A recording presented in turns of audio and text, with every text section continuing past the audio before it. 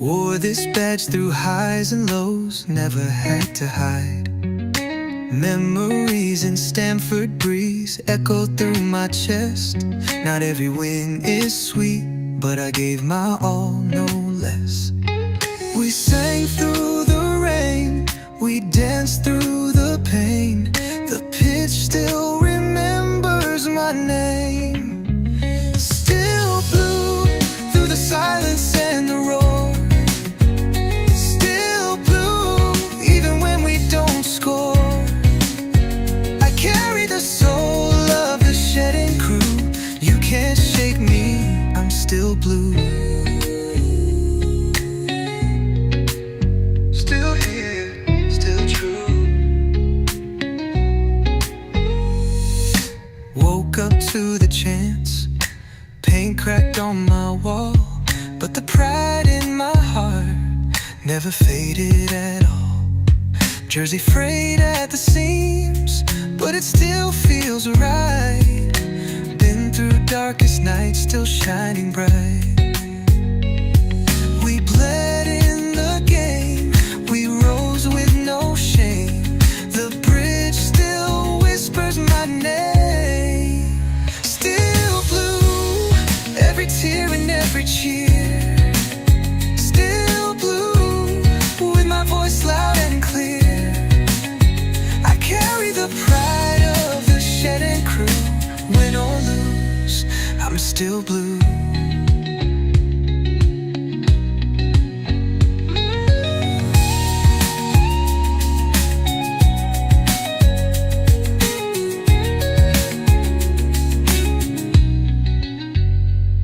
From Drogba's fire to Ritz's run, we stood tall under every sun. Through Abramovich nights to new days begun, this heart beats for only one. Still blue, even when they don't believe. Still blue, every year we grieve and dream. I carry the hope of the shedding crew, born for this, I'm still blue. Still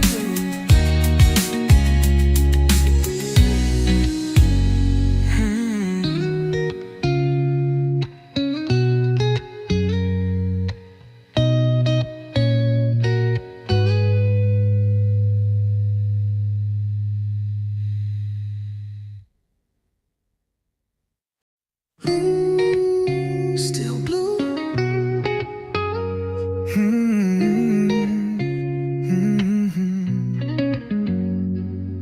Footsteps on Fulham Road, moonlight on my pride.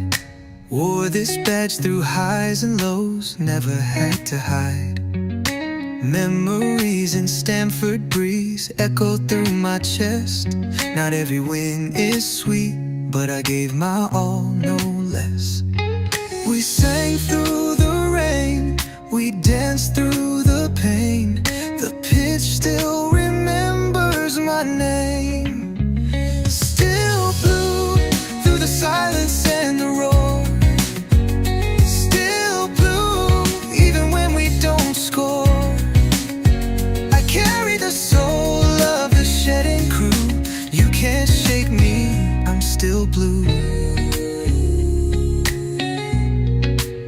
Still here, still true. Woke up to the chants, paint cracked on my wall, but the pride in my heart never faded at all. Jersey frayed at the seams, but it still feels right. Been through darkest nights, still shining bright. We bled in the game, we rose with no shame. The bridge still whispers my name. Still blue, every tear and every cheer. Still blue, with my voice loud and clear. I carry the pride of the shedding crew. Win or lose, I'm still blue.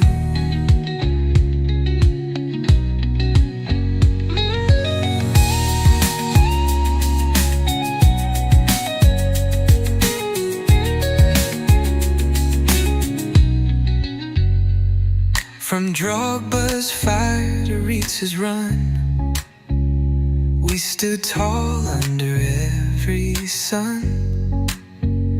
Through Abramovich nights to new days begun, this heart beats for only one.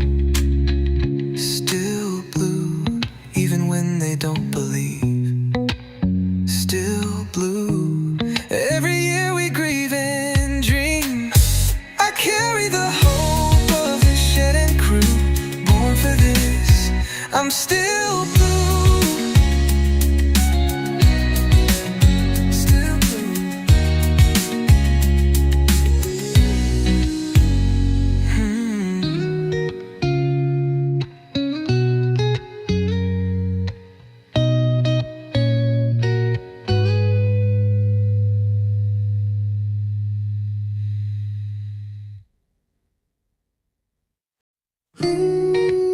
Still blue.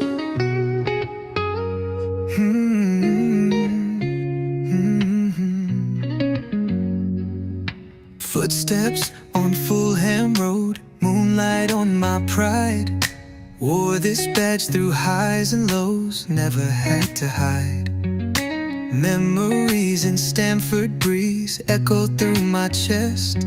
Not every win is sweet, but I gave my all, no less. We sang through the rain, we danced through the pain. The pitch still remembers my name. Still blue through the silence and the roar. Still blue even when we don't score. I carry the soul of the shedding crew. You can't shake me, I'm still blue. Still here, still true. Woke up to the chance, paint cracked on my wall, but the pride in my heart never faded at all. Jersey frayed at the seams, but it still feels right. Been through darkest nights, still shining bright. We bled in the game, we rose with no shame. The bridge still whispers my name. Still blue, every tear and every cheer. Still blue, with my voice loud and clear. I carry the pride of the shed and crew. Win or lose, I'm still blue.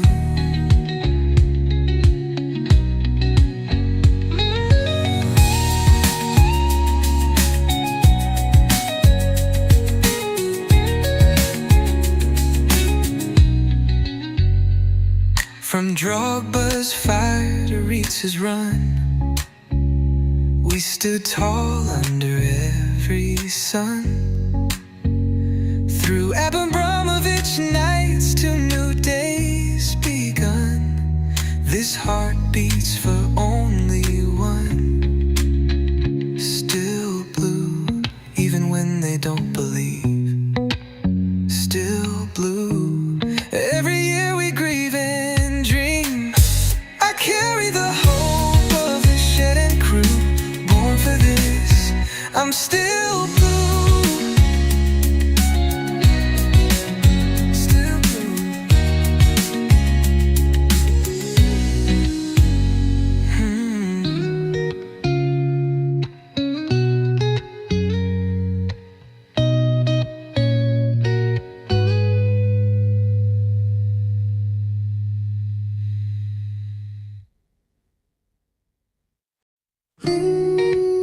Still blue.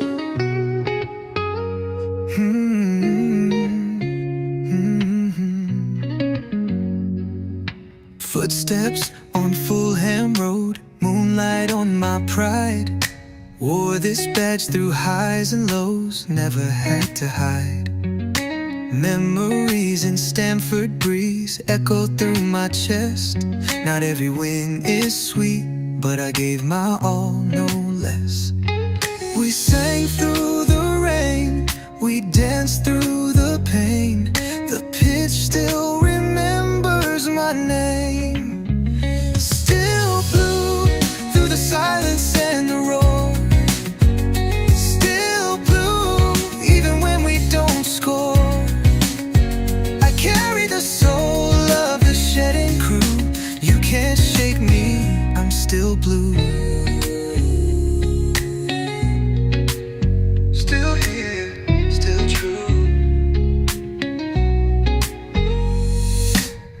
woke up to the chance. Paint cracked on my wall, but the pride in my heart never faded at all. Jersey frayed at the seams, but it still feels right. Been through darkest nights, still shining bright. We bled in the game, we rose with no shame. The bridge still whispers my name. Still blue, every tear and every cheer. Still blue, with my voice loud and clear. I carry the pride of the shed and crew. Win or lose, I'm still blue.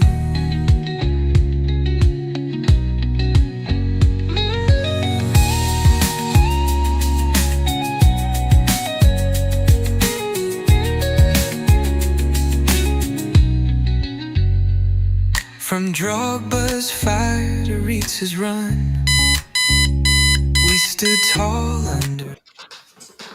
Yes, good people. Big up to all of you. I hope you can hear me loud and clear. I do hope you're all doing well. Thank you once again for finding the time to be part of today's edition of the Blue Morning Show. I do hope you're all doing well. Once again, we have a few items lined up to talk about. Of course, the title says Siemens and Garnacho. Here we go. Wait. I think that's where we're at right now. Not too sure whether we're going to sign a center back or not, but we may well still sign the center back. But before that, yes, Garnacho and Xavi Siemens. Wait, here we go. Wait, I think those two will come first. Maybe Garnacho before Xavi Siemens, or vice versa. But that's by the way, we're still talking about Christopher Nkunku, potential beating war, Nicolas Jackson's future, who looks like he may well end up at Newcastle United. A whole not too much lined up, but usual, because we keep it interactive here. We take a two-way approach, not just about the panelists, not just about those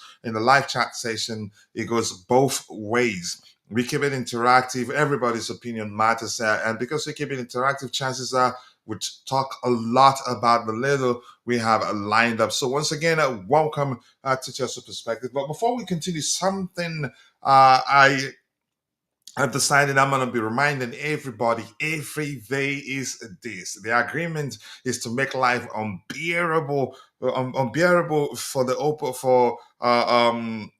rival fans, rival clubs globally. Let them know. Keep reminding them that we are world champions, and it will be like that for 3 years plus.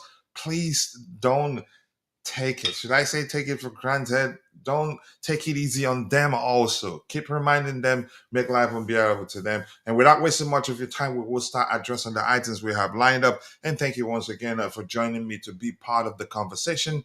And as the show progresses, if you see anything, just like you do know how we operate here already, let us know. Whatever you see out there that we haven't talked about, or if you have any questions, since you could argue mainly we have just two items, the Garnacho, Alejandro Garnacho, and Xavi Simmons to Chelsea to talk about. Nothing more. So as the show progresses, if you come up with anything, do let us know.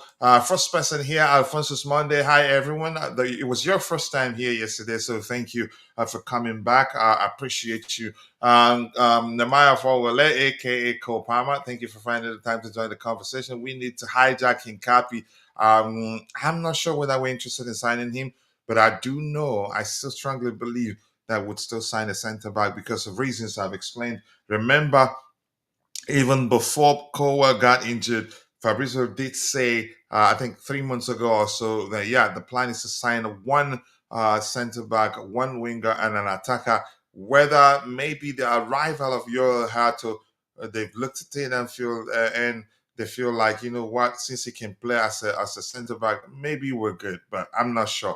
But the club will not let you know whether they're serious about signing a centre back or not, or whether signing a centre back is a priority for the club, because it's stupid. If you do that, then selling clubs will be waiting for you to come. Once you knock on their door, they give you a price that probably you're not going to be able to meet.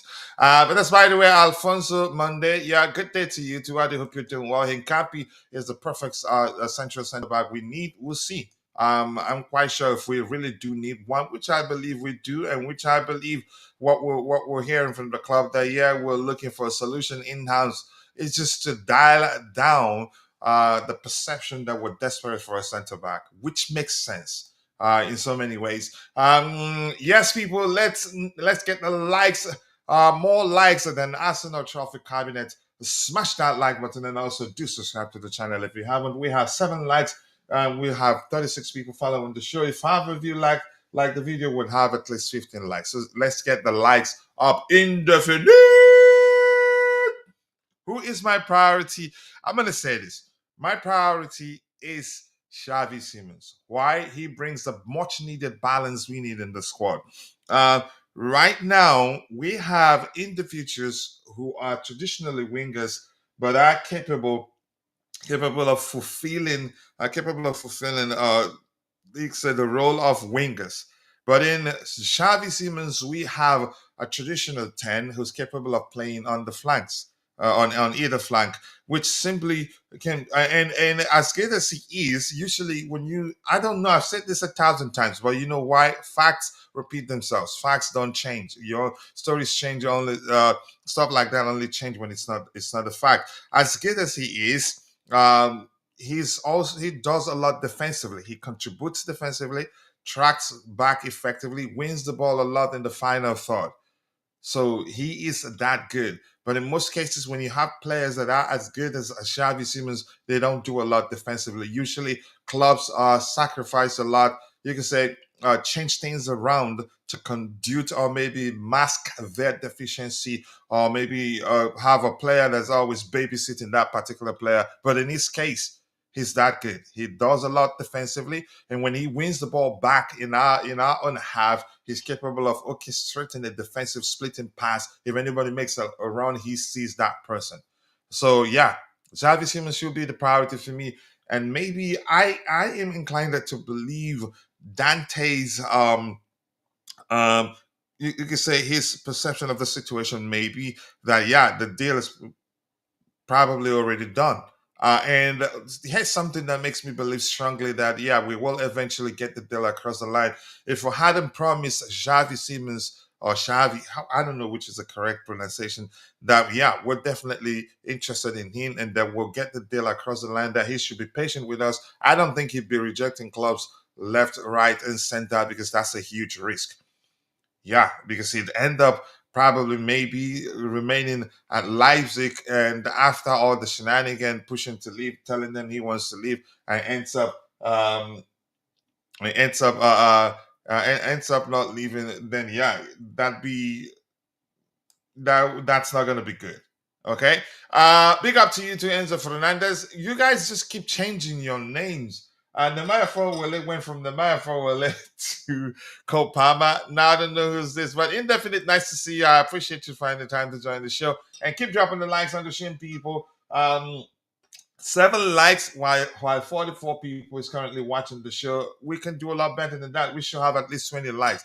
But I understand a lot of people aren't used to how the vertical format streaming works. Here's the thing: it's really that simple. Press and hold your screen for just about a second, then you see the bells and whistles. The bells and whistles, which includes the like, comment, share, and a way to join. Um, Okay, looks like I shared it in the wrong place, Bobby. Just give me a second here. Apologies for that. So please keep dropping the likes on the stream. The likes do go a long way. Yeah, press and hold your screen for about a second.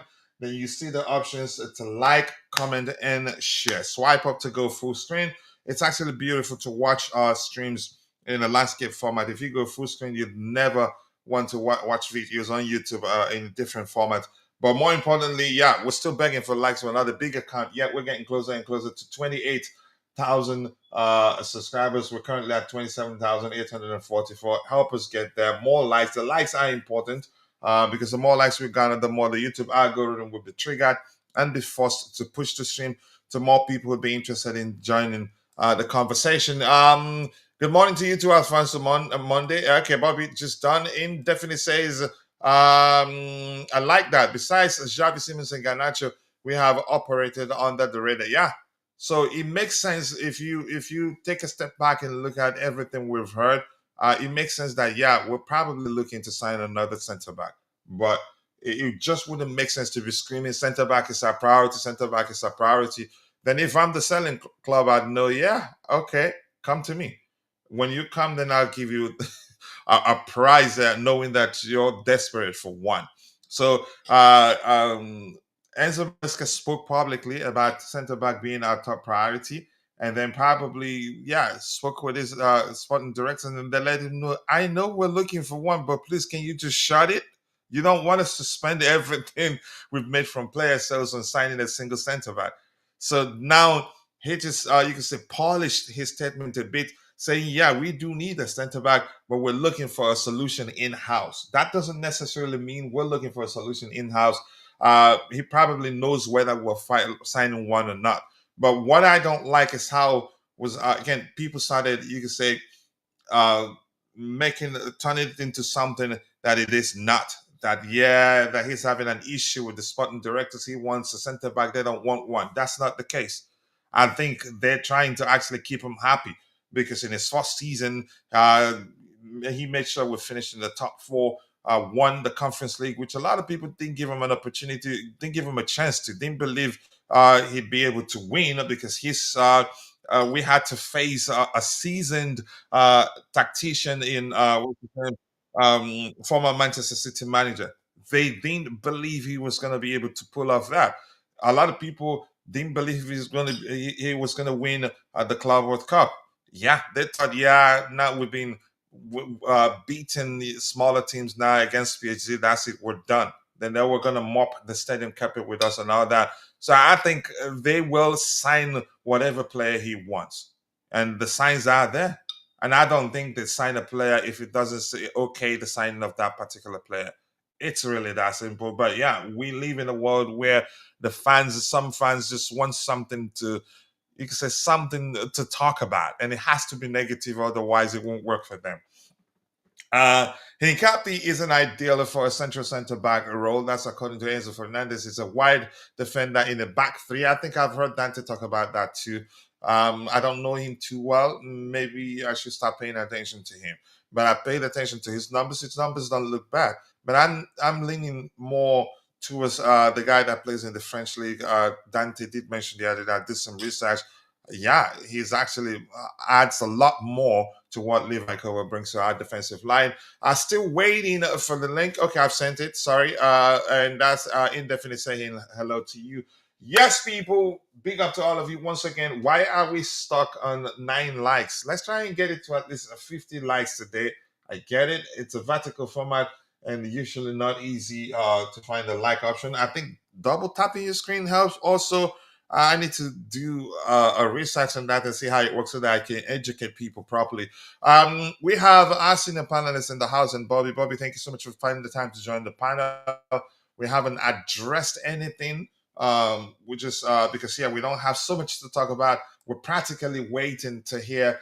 Here we go for Alejandro Garnacho and Xavi Simmons. But Bobby, let's hear you. Anything you want to talk about before we start addressing the items? Because yeah, I think we have time. Antonio Silva, Bastoni, Gleison, Bremer, not Bremer anymore. I don't think we need Bremer. I'd rather we get Chalobah than Bremer. Antonio Silva, possibly. But let's see what happens. Houston, and I'm going to say something that I said already. Even if we end up not signing one, I think would be good. More importantly, I think we've developed the habit of defending as a unit. And when you do that, if you don't defend as a unit, irrespective of how good your defensive line is, I think you'd still falter. But the good thing is that we've learned to defend as a unit. More importantly, more likes, people. Keep dropping the likes on the stream. The likes do go a long way. 51 people watching. We should have at least 25 likes. Press and hold your screen if you're using a small device. Press and hold your screen for just about a second to see the bells and whistles, which includes the like, comment, share option. Really would appreciate that. The void! Nice to see you, the vibe. I do hope you're doing well. Thank you so much for finding the time to join the conversation. Bobby, anything else you want to talk about before we start addressing the items we have lined up? Yeah, big up, coach. Um, I don't know. I think yes, there have been some sales made, which is good, but there's an element of frustration in all this transfer dealings, tippering on to the end of the transfer window. I personally believe that somebody should have been specifically allocated the duty to sell Ben Chilwell,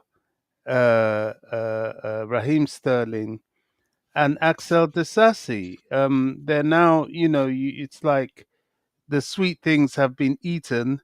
Now it's down to the sour that nobody really wants.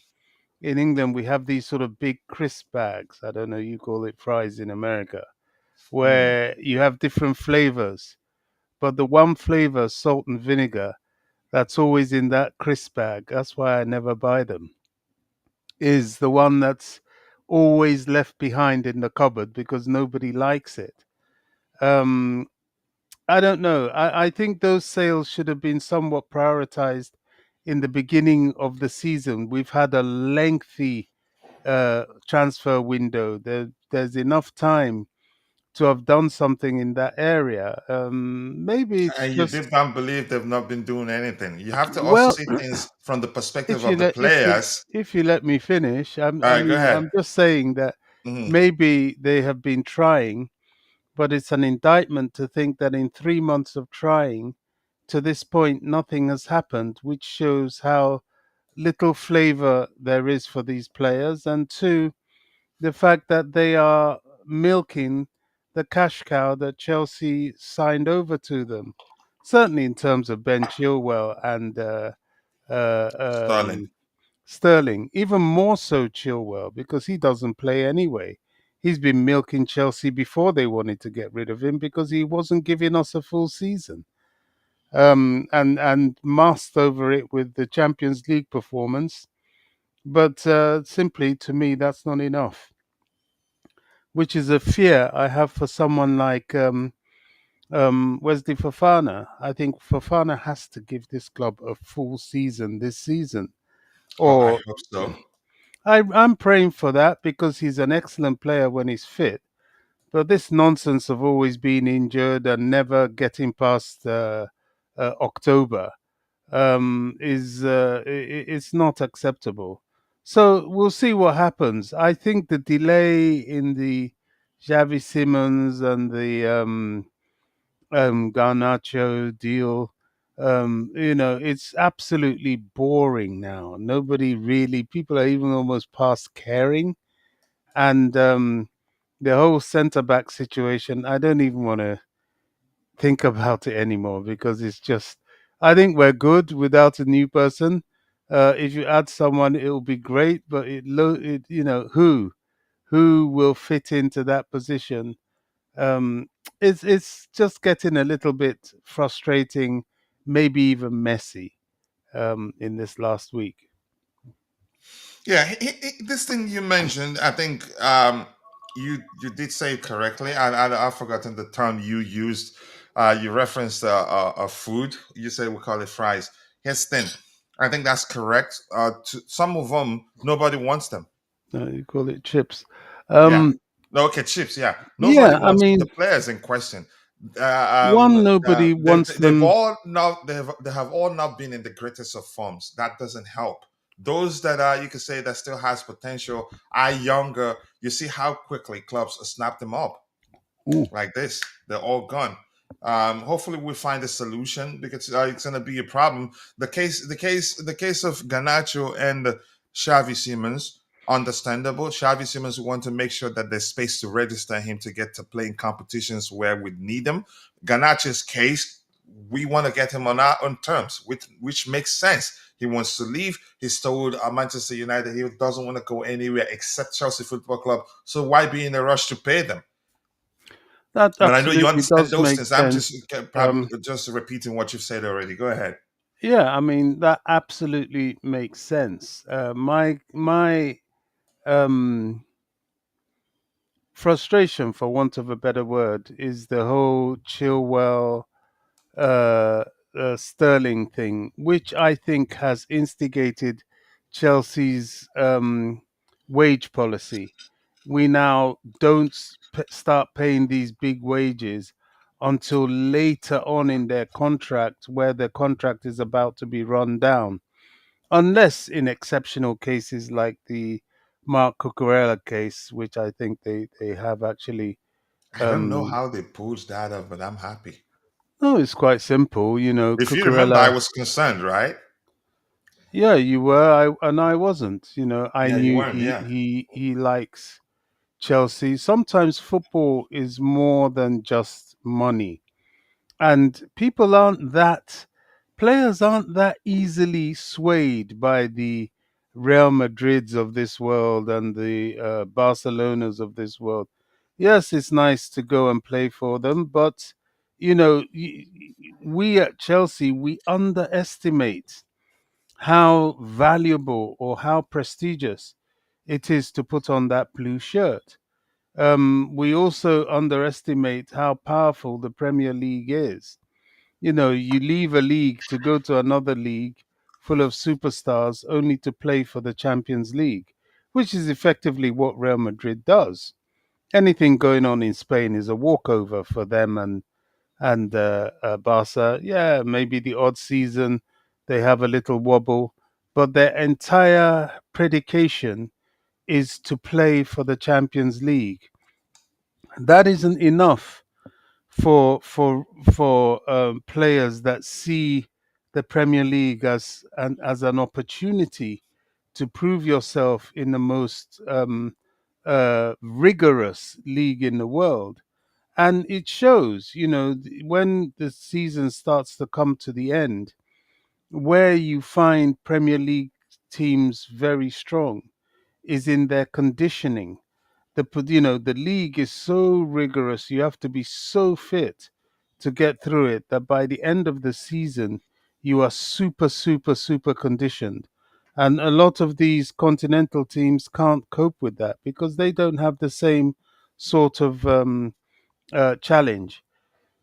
So yeah, I mean, what can I say? I wasn't surprised at Cucurella. I'm glad it's happened and that's out of the way for now. But you can see why the club have their wage policy because of people like Sterling and Chilwell. They're trying to avoid ever being in that situation ever again, because it was a dreadful and expensive mistake. Sterling, as I keep saying, I have never rated him. I think poor old Todd Bowley was misled to thinking this was some sort of superstar player. He never was that. He always missed chances. He always had to be set up. And yes, he could do a few dribbling runs every now and then, but Sterling wouldn't be somebody to lift your team, like I believe Esteval will. Esteval, I think, is going to be somebody that will lift the team. So, what can we say? We wait and see what happens between now and the end of the season, coach. But these outgoings have to go out sooner rather than later. We need to get the ones that we're looking for in. And if there is a centre back in the offing, I'm intrigued. I really want to know who that person is. yeah. I think I did see a question for you in the chat. I'll get to it in a bit. I think this brother here, the Revs space, is referencing your mention of some chips. Also, he said no, it's the cheese and onions nobody likes. All Well, right. everybody likes cheese and onion, but it's salt and vinegar. What we call there's a salt and vinegar in the crisp packet in the big bunch that usually, certainly in my household, you just see it hanging around in the cupboard for months because nobody wants them.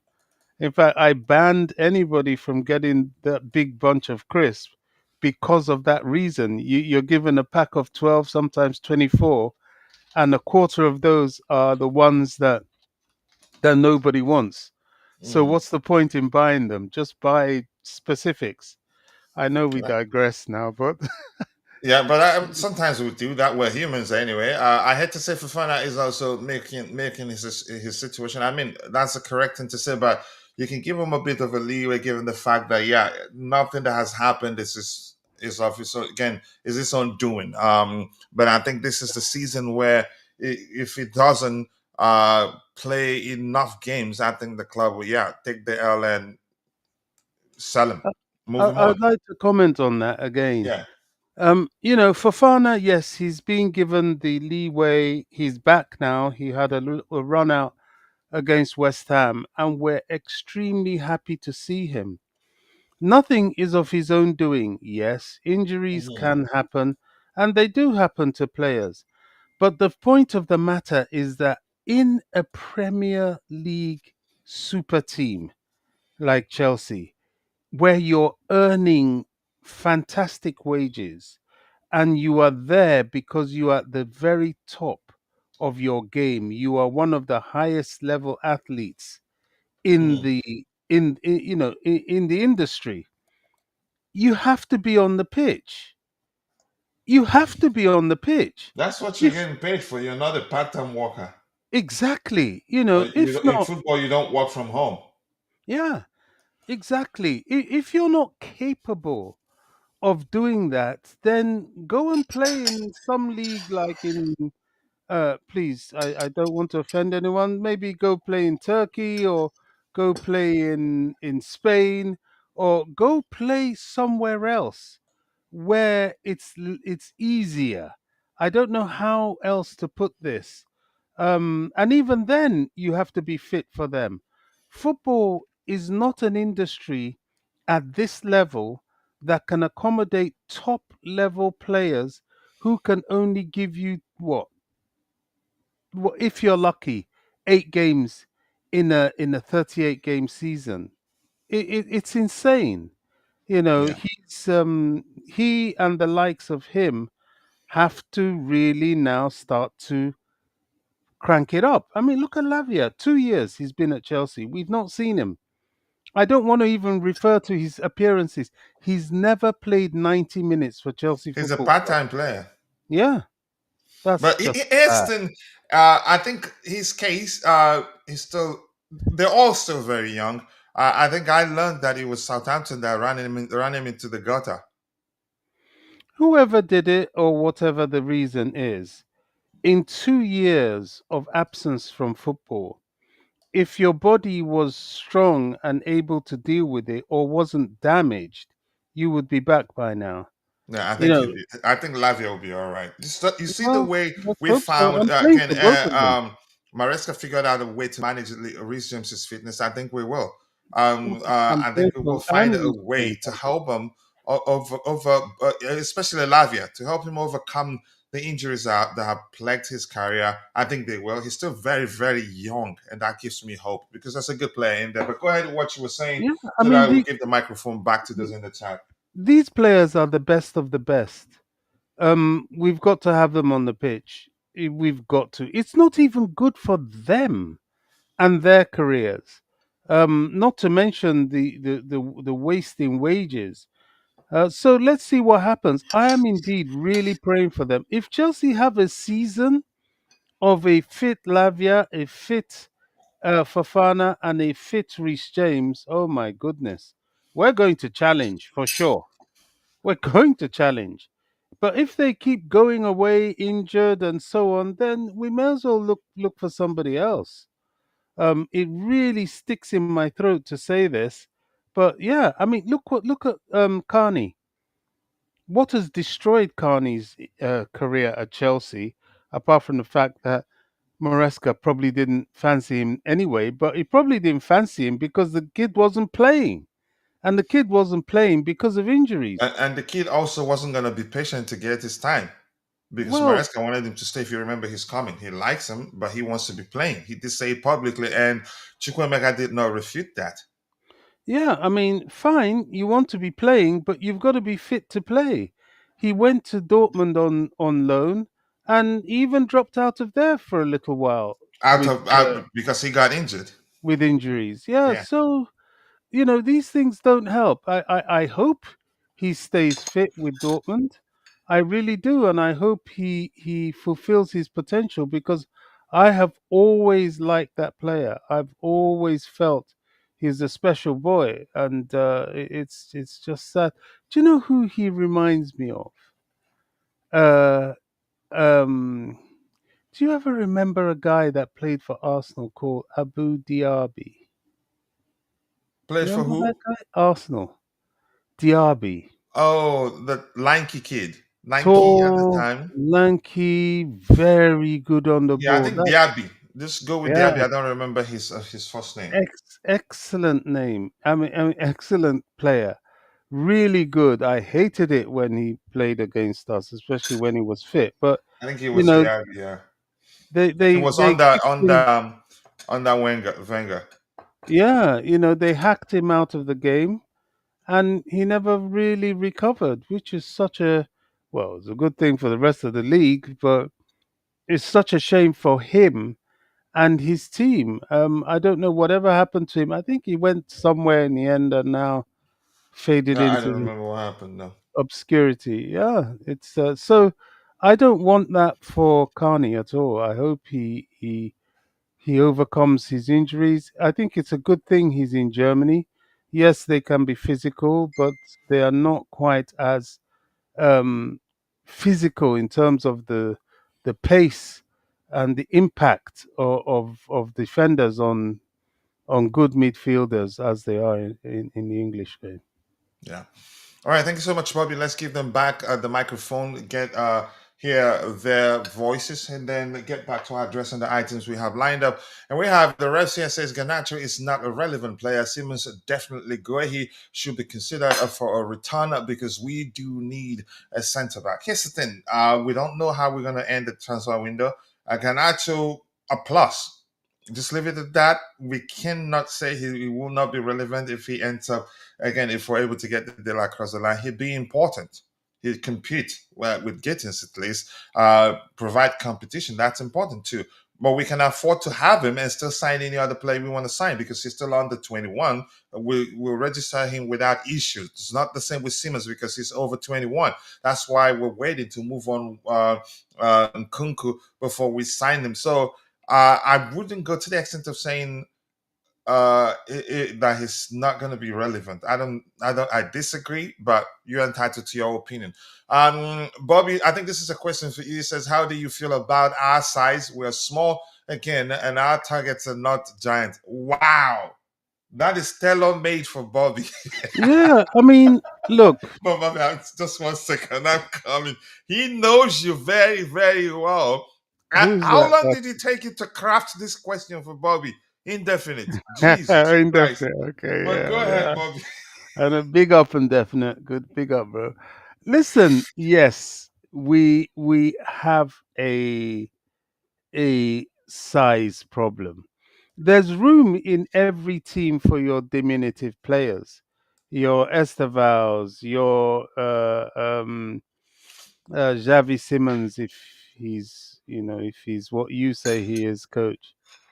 But ultimately, you need height, you need physicality in the Premier League. You see the teams we've gone up against. Yes, we handled West Ham, who were physically superior to us, but tactically inferior. I mean, when you see a team playing a low block when they're 3-1 down and beyond, you know that team has issues. So I think we need that. We need that in terms of when we are meeting teams that will hustle us. For example, when we play Arsenal, they're going to come out and try and hustle us Then we play Andrea because of. Santos if that's a concern for us. Well, for me, I would play a Sugo. I would Asugo play too, a yeah, exactly. Sugo, So that's and what I'm saying. We and have balance, but people aren't paying attention to that. But go ahead, Bobby. we do, but the height issue is still there. I'll give you an when Paquetá scored that goal against us at West Ham. Yes, it was Esteval who showed his lack of experience and gave away the ball in midfield. But the midfielders were not there to stop him advancing. They didn't People close were him down, exactly people were probably because they blaming didn't the expect him defense. to The shoot from defense. there. It doesn't matter.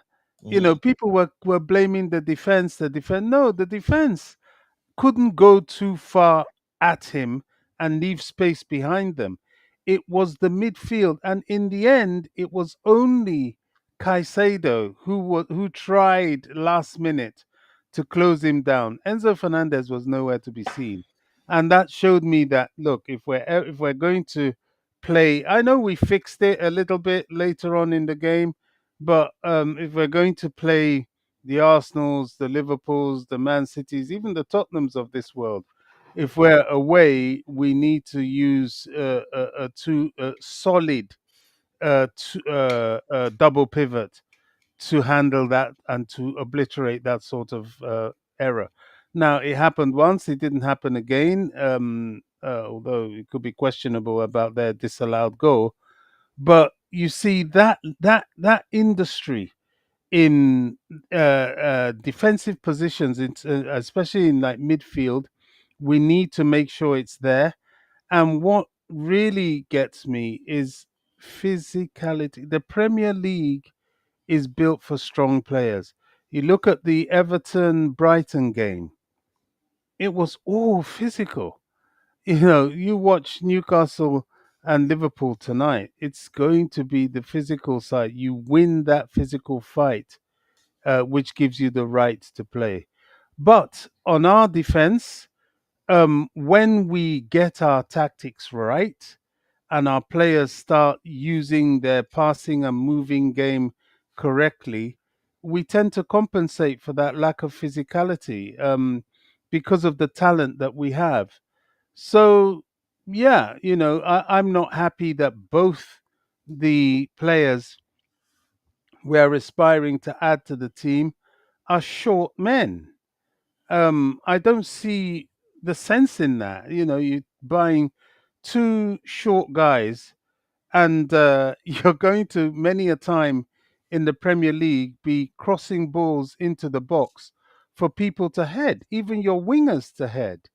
And is Garnacho going to meet that with his head? No.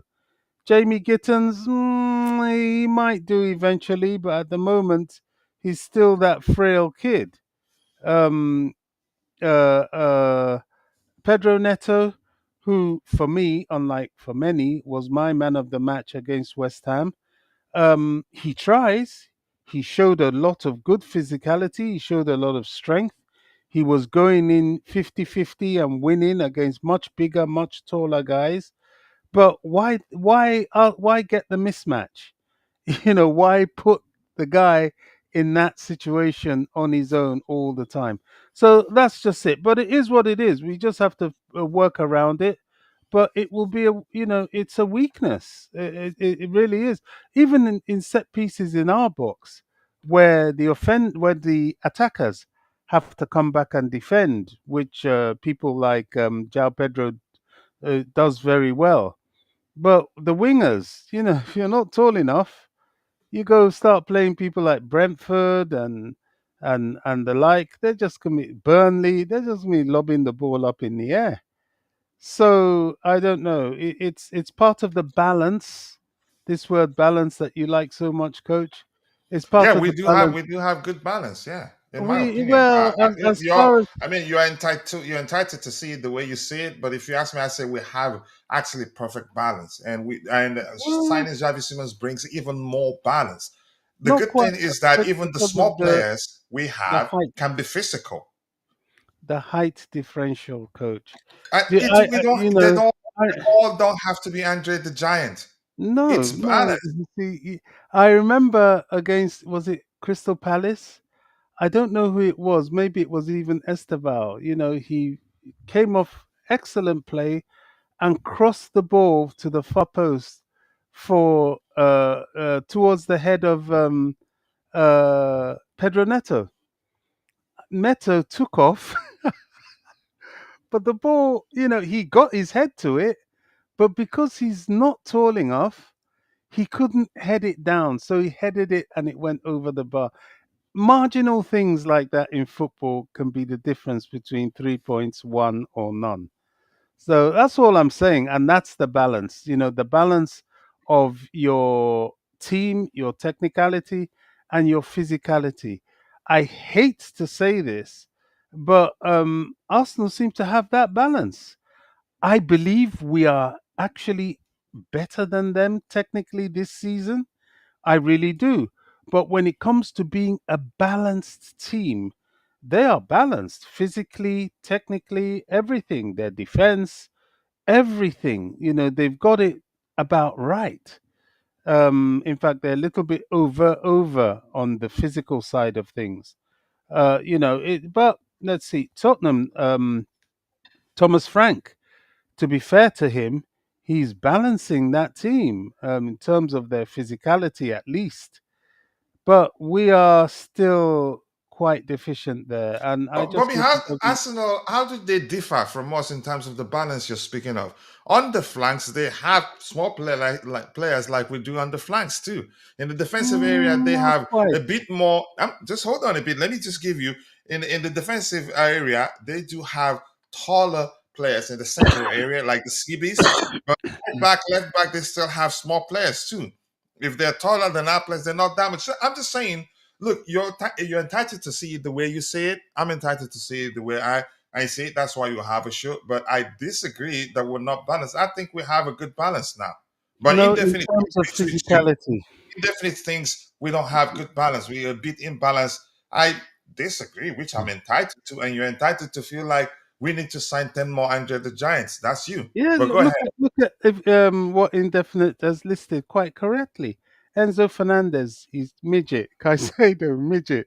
Esteval, midget. Cucurella, midget. Neto, midget. I mean, when that is they are balanced in terms of skill mix, but in terms of physicality, we're too much to the negative, if I may use that word. Whereas Arsenal, they have their skill mix balance. Is debatable whether their skill mix is better than ours. I They don't actually personally don't think differ in so. terms of the balance you're talking But about. They're but actually let not me that much land different first. from us. Can In you terms look in at their terms of heights? in terms of physicality, they have a much better balance. And you're talking of the wingers. Well, the reason if you notice, they buy big. One of the reasons they bought Noni Madueke is his height. They buy big. They look for big. They went for what's that striker they've got now? Um, what's his name? Oh gosh, the Swedish guy. Their striker. Help me, Who? coach. Their striker they You're bought. correct. Gyökeres. Gyökeres is a Hmm. big boy. He's not Yeah, he's just bigger than excessively João Pedro, tall. but João Pedro can be physical too, Bobby. You know that. But He's very. we're always João Pedro is just very very physical. we're always reaching. Oh, Neto's strong, Neto, but he ain't tall enough. It is what it is, coach, but it's the reality. Oh, Neto. The other day I Bobby, was listening to was it, Your Yokeres is just bigger than what's his name? dear, Yokeres is just bigger coach, bigger than what's his name? Yokeres is just bigger than João Pedro. coach. That's just that. The other day I was having this conversation with. I think it was our brother. What's his name? Dante. Dante. Uh-huh. And he was going on about Cook. I said, look, Dante, Cucurella is a little guy. You got him in the centre back position. What I would do would be play aerial balls, which is what the weaker teams do. And you're stuffed. You if you got a team full of disciplined headers, you're gonna struggle. Like Everton or because you can't cheat nature. It is what it is. Why is it when we scored our goal against West Ham? Brilliant thinking. We're always improvising. Cucurella went to the near post to meet the ball and nod it on because he knows he can't be that guy, that guy who's gonna I head mean, it into that's just your goal. interpretation of the situation. It is what it is. It's the reality. They're short men. No. I don't Yes, but want- here's the thing, Bobby. This is an excellent you're conversation, gonna by the you're way. gonna get me But in I trouble because disagree. I think we have a people are gonna balanced say I'm squad. being As I said, discriminatory. I'm entitled to my opinion. You're entitled to yours. You're an indefinite. You've won this one, but Yeah, now I don't think we differ that much from Arsenal in terms of physicality. I think we we have an do excellent a lot. balance. Sometimes We, you can actually overdo it. It becomes an issue. You when it's time to I don't. But here's look the at thing. Go their ahead with team, what you were big saying. boys, big boys. Look, Declan Rice. What's that other the Spaniard they've got in the middle? These are big boys. You get the big boys. Look at Tottenham. Look at Man City. Why do you think Pep Guardiola is now going big? He's looking for Donnarumma. He's got his Rodri. He's got the Andre the Giant in attack. Haaland. That he knows he's going for a big spine, tall spine as well as technical. He knows what the Premier League is like. You put yourself at a disadvantage if you don't have enough height. Yes, there'll be one or two diminutive players that are so good, you just have to have them. We had it in Hazard. They have it in people like Bernardo Silva. I don't really know who I could say is really that small in Arsenal. But each team has these little guys that really can make the difference. But you need your height. You need your height. Um, Cole Palmer is a tall kid. Lanky but tall. Doesn't use his head at all, which maybe he'll learn to do. But at least from the height point of view, he's not deficient. But a lot of the guys around him, we're struggling. We try to just manage. Look at the free kick that was disallowed against Palace. What did Mark Gui do? He just went into the wall and shoved aside one of our strongest players. That actually, Um, so that actually to should save that us. actually for me was a foul It was a because he foul. literally lifted one of his feet off the ground. Exactly. It Yeah, was because it's an not absolute wrestling. foul. It should be a It, foul. That's it the was, point. Here's the thing, Bobby. I get your point. I get your concern, but I think we have a balanced squad. We don't. They all don't have to be the tallest people in the world. You need a good balance of height, physicality, technicality. I think we have everything. All of our players are technically gifted and can be physical too. Estavo, as small as he is, you can beat him aerially, maybe. But in terms of again, you intimidating him with your physicality, you'd have to draw 100 fouls before the game ends, and probably will end up with a red card. you're So going to that's make my me. point. Is I understand where you're coming from, but that's not of any concern. That's not of a concern for me. Last season, we were able to deal with the physical sides effectively and still beat them. Yeah, because Was we it had was the it likes Crystal of Palace? They tried to intimidate us with physicality and it didn't work, even though they had bigger players. So I'm saying we have a good balance. I think we have all the concerns that the maturity in the team, that yeah, we're maturing very, very well, quicker than I had expected actually. We just need to bring Simmons to bring good balance. And he can be physical too. He's not the tallest. We don't need to have all Andre the Giants in every position. I think as much as it's an advantage, I think to an extent it will be a disadvantage too. I think we have a good balance. well, this is our team. It is what it is. But it concerns me when it comes to the aerial side of the game, which is a very key side in the Premier League. You don't need a bunch of short men trying to compensate for their lack of height by either pushing people when they're going to head the ball and all those shenanigans. It's unfortunate, but that's what we've gone for. Bob is killing me here. It's true. It's very funny, but it's No, true. I no, mean, you it's look at funny, and I Cucurella, understand where you're coming from, but I'm not concerned. a, But go a ahead. cross comes into the box and Cuckoo's there trying to body slam someone because he can't out jump him. I mean, it's you know, it's funny. It is very funny, but No, no, no, yeah. no, no. But that's by the way. All right, I'm gonna give the microphone to those in the chat. I think we're skipping to the next item. We've stayed on this particular topic for too long, in my opinion. But let's see. Tottenham bottling another transfer to Arsenal. That was crazy. But here's the thing. I think it was easy. because Ebere, an Arsenal fan, wanted to join Arsenal. Have But always Arsenal had been negotiating with him earlier. behind the scenes. What Yeah, what exactly. what So he Tottenham was did just, you could argue. Go what ahead, Bobby. Tottenham what Tottenham did was what Liverpool tried to do with Caicedo. They came in much later after the player and everything had been, all the legwork had been done by Chelsea, and the player had actually been committed. So it's more than him just being a fan of Arsenal.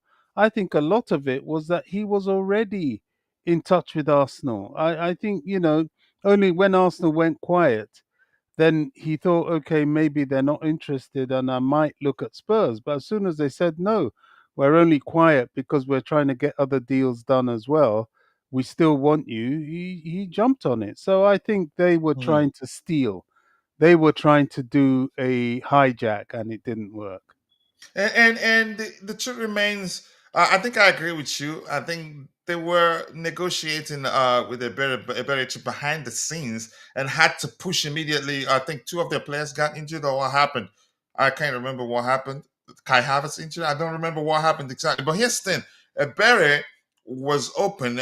Again, he kept his options open by keeping the lines open with Tottenham in case the Arsenal deal ends up not working out. So he played it smart, but he gave them hope, false hope, to be more specific there.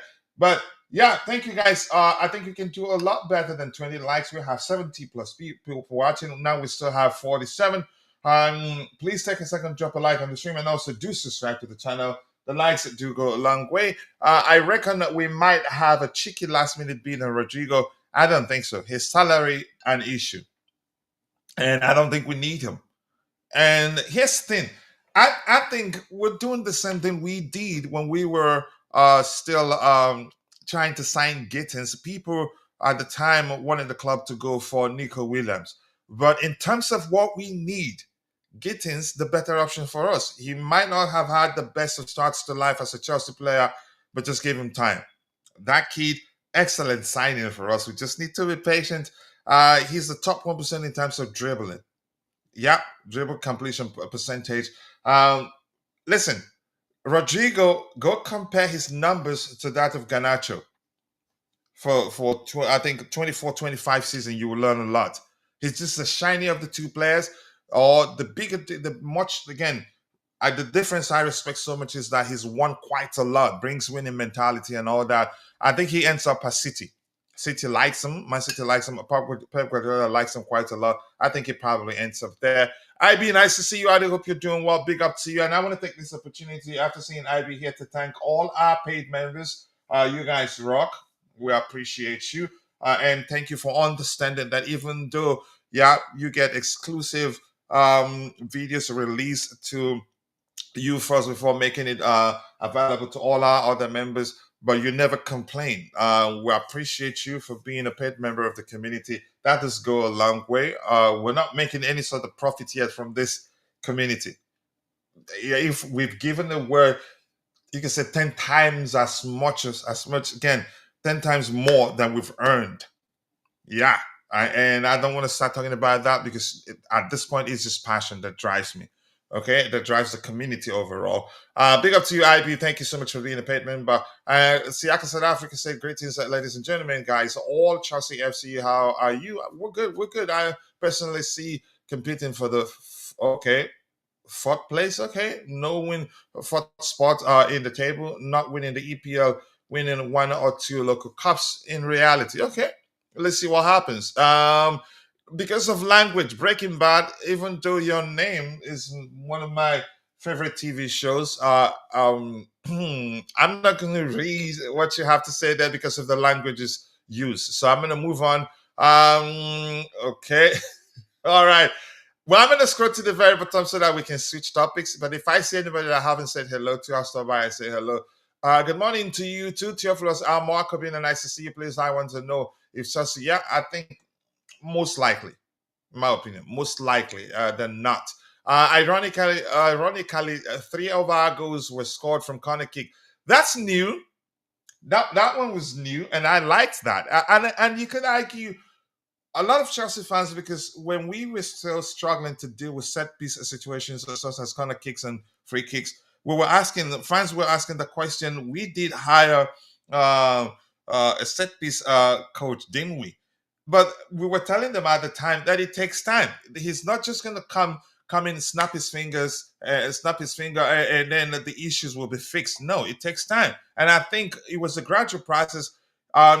First, we noticed that Robert Sanchez improved his high claim numbers, and that helped quite a lot because he comes off his line and catches the ball. You could say reducing the need for our players to start battling with opposition players in the box and all that. But now we've seen, we actually score from set piece. 3 in one game. That's huge. And I think that will give us confidence. I think we'll see a lot more of that happen. Um, you can call them short, but they've all literally destroyed most of the giants that they come across. I mean, that's a good way to see it. At least I have one person on my side, a few people on my side, actually.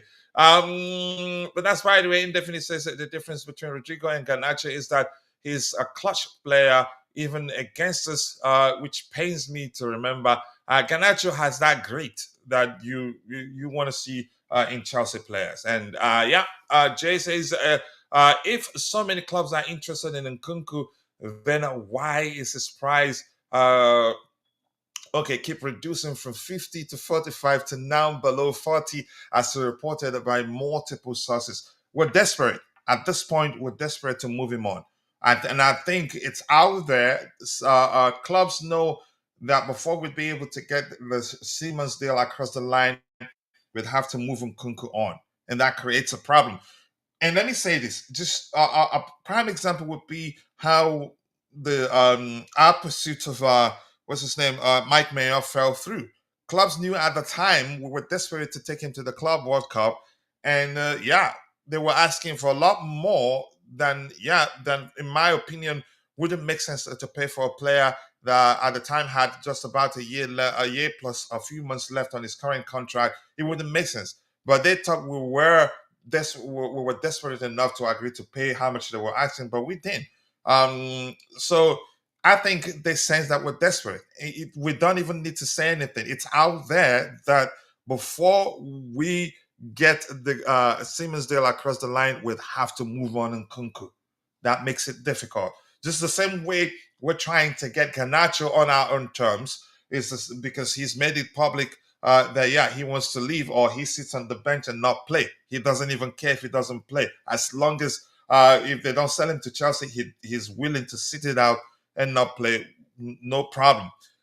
That situation, that comment, we were gonna get him on our own terms. And United, they have no option than to try to get, you could say, to get as much money as they can from us, but it's not gonna be a lot. It will end up being on our own terms. So that complicates the situation. Desperation changes everything. Okay. A question for you, Coach and Bobby. Should we be considered top 3 clubs in the Premier League, or who edges us? Question. Uh, Houston. Okay. Uh, should we be considered? I think yes. I think yes. If we're being objective here, it's important to consider that we won a global trophy in the Club World Cup. Yeah. We won a European trophy in the Conference League. Arsenal didn't win any, irrespective of whether you one presents the argument, but that the Arsenal got to the semifinals of the Champions League. It doesn't really matter; they didn't win it, and it's also important to look at the fact this particular factor, the fact that we won the same amount of games as Arsenal, except that we lost, I think, one or drew a lot more, or lost a lot more than they did. So factors like that, I think it's important to consider that. But I'll stick with the fact that we're global champions. And I think it's important to look at that. Was it the coefficient table?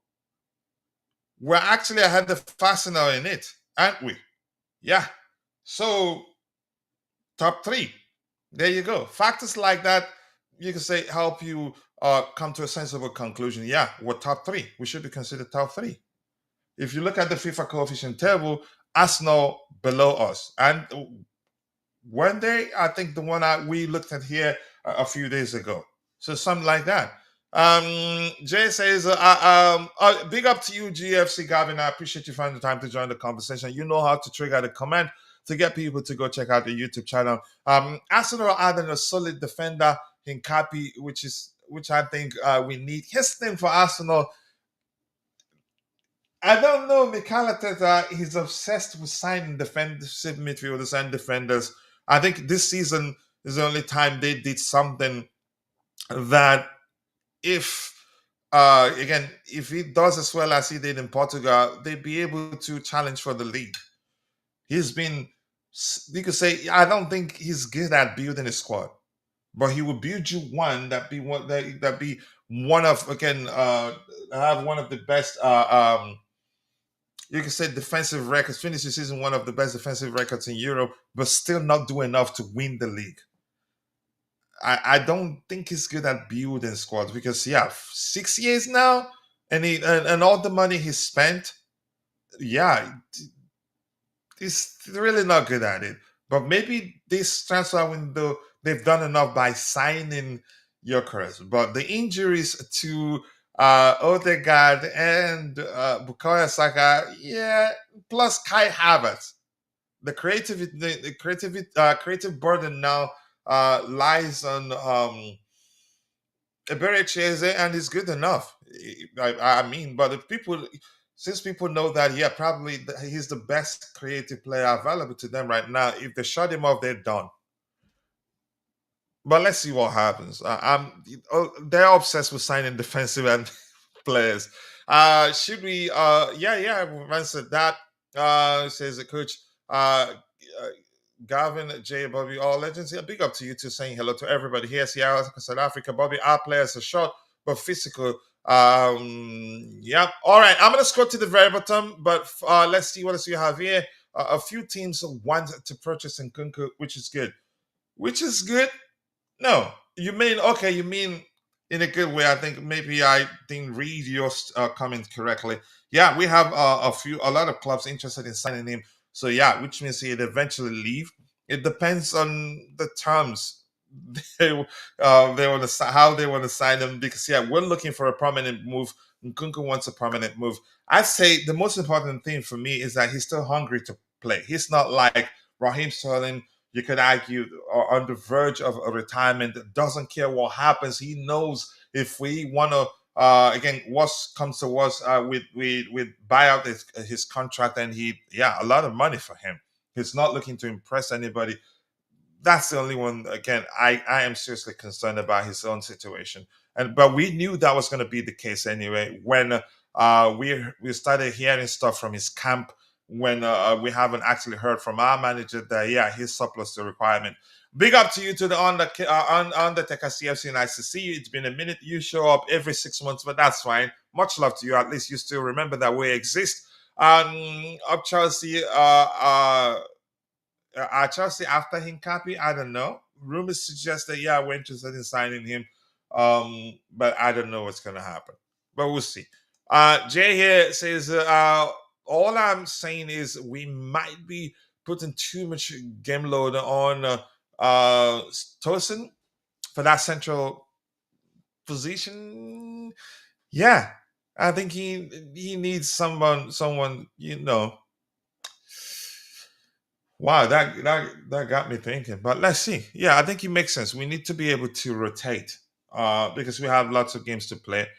And I'm gonna go back to telling you, if you remember everything we were told before, even before the transfer window opened, that the aim at the time that we want to sign a centre back, an attacker. If an attacker. Yeah, we ended up signing two, and also a winger, and we haven't signed a CB yet, and we've let Anselmino also leave on loan.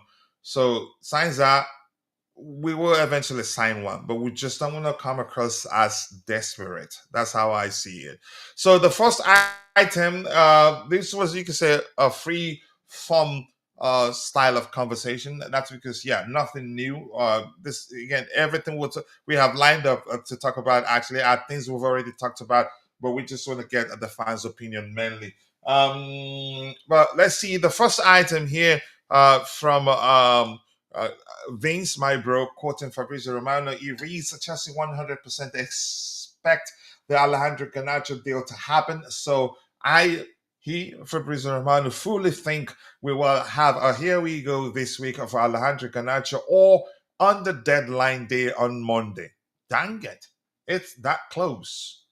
But this deal is happening, and I'm happy. I wasn't keen on us getting the deal, signing him at first, but yeah, I just realized that yeah, somehow I got pulled into the campaign against Chelsea, signing him for no reason. Which for me, I'm glad I was able to to look back and say, what the heck am I doing? Why am I even why have I joined the campaign? You can say join people that are calling for the club not to sign him, which I don't operate like that. He's actually a good player and he will make us stronger. Can we do better than him? Probably yes. But right now, given how much we'd end up getting him for, I'd say just get it, make it happen. Ask Fabrizio about his one. Uh, but at the time, it was us. If you look at you can say things. His again the players you can say deals that ended up of falling through that he that you can say that he probably made people to believe that would definitely happen. Not his fault. In the case of Kunde, we abandoned the deal. Yeah, not that Kunde rejected us. No. And the question, another question is, I think the question uh, I'd ask him to define here we go. Whether if he says here we go, that's it, that a particular player will most definitely join a particular club. But yeah, I mean, it's if you look at it, it's just I'm not sure how what to make of here we go, what it means. But I don't blame him for deals he's called. I wouldn't say called that he said well, here we go or here we go soon that ended up falling through. Not his fault.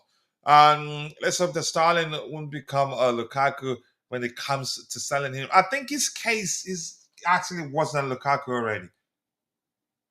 Because yeah, he's not willing to take a pay cut. In the case of Lukaku, I think on two occasions he did take a pay cut to go out on loan at least.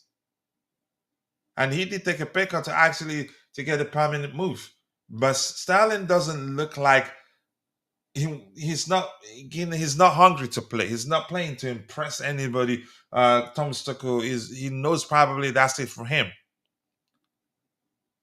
So yeah, Jay says kindly Kendry Pies. It was really good yesterday, despite playing out of position.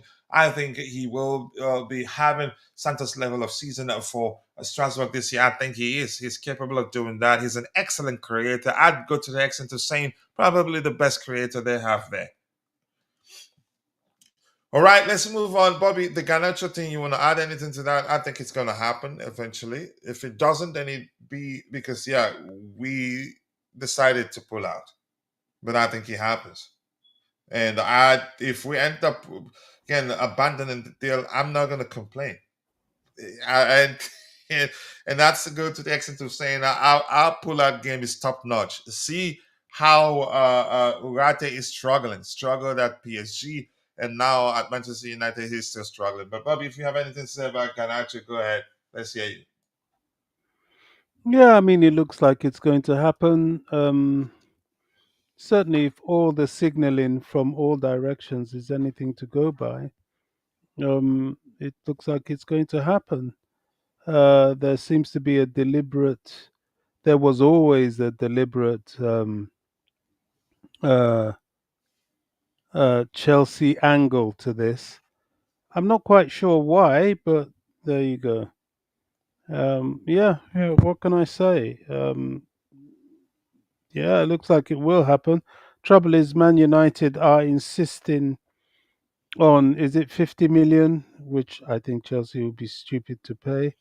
And that is the thing that could scupper the deal and leave Garnacho extremely disappointed. But if they are prepared to be um, flexible, which I think will be the case, there's so many ways a deal can be made. Look at the Carney deal, 21 million plus A a heavy, huge heavy selling clause. sell-on clause. One thing we have to remember though, the sell-on clauses are a percentage of the profits in Yeah, most yeah, yeah. cases. I didn't know that was the case until Dante explained that to me. Yeah, go ahead. Yeah, yeah, he actually reminded us. So it'll have to be a fairly heavy sale. But hey, look, if they sell him for let's say in the minimum 50, that's still a 30 million profit, and we take a percentage of that. So um, it's a decent deal. So let's see what happens. I don't know why it's taking so long because he's not somebody that needs someone to go to add someone. Maybe part of it is to do with the fact that Man United have not really made any sales, which is quite And shocking you could argue considering. they're not too desperate because it's only on 50K a week. That's true, that's true. But considering their PSR position and the fact that they've made some purchases that were not cheap, you would think they would be appreciative of a sale. Nobody actually wants to waste money, but they don't seem to. They want to call the bluff. So let's see. Sometimes some of these clubs are more interested in inhibiting Chelsea than in just doing business and getting on with their lives. So let's see what happens. And quickly, in the case of Chukwuemeka, we had actually a release clause of around, I think, was this 50 million pounds. But you could argue that became useless because he never stays fit. Yeah, yeah, that's just it. We're going back to that. His fitness is a huge problem for a young player. Um, let's hope he gets over that. I feel he could have gotten over that if we had been more desperate to keep him. We just rotate players like that. But hey, look, he's doing his medical today. He's off to Dortmund where he wants to be, and we take it like that. Let's see how his career progresses from here on in. And good luck. I want him to do well, yeah, because he's still what's the language I'm looking for? Asset in some ways. In some way, hey, I would say the blend of Argentinian and Brazilian players will always be a good thing for Chelsea. Enzo and Salmino, and maybe Garnacho and Esteve Williams, João Pedro, Asugo, always a good blend. Yeah, I think we have a good, and they're all good players, excellent players, and I think we're gonna have a very very good season. And if we get Xavi Simons across the line, um, let me not say. Let's get it across the line first, but I'll tell you something that I believe will happen. So we move on from the Garnacho topic. Next, Can, Christopher can I Nkunku. ask you This days, a question, mhm, which is a slight digression? mhm. I have a lot of Nigerian and Jamaican friends and associates, and we had a conversation about players, and I've often raised this, and it intrigues me that they don't feel as passionately about this, and I'm like, well, you have a situation where you have all these Nigerian players, all these Ghanaian players, all these Jamaican players, all playing for England in a crowded situation where many of them end up not even really playing. They just stunt their international career. And yesterday, we were discussing the Nigeria situation with one guy who is very invested in the Nigerian national team. And I was like, crikey, when you think about it, the players they could have playing for them is incredible. But why is it that these players don't want to play for them? We've got our own Tosin, the list continues. Why is that? Why is that? That I remember the Tammy Abraham situation where I think he was called up. And back then on your show, I said, look, I'm an Englishman, but I would tell this guy, don't play for England because they'll just strangle your international career. You'll never get any more international call ups and you're done. And of course, he went and played that one game, or he just came off the bench, and that's it. He's done. Whereas he could have been playing game after game after game. It's only football. I don't understand why. And I'm just wondering what your take is on that.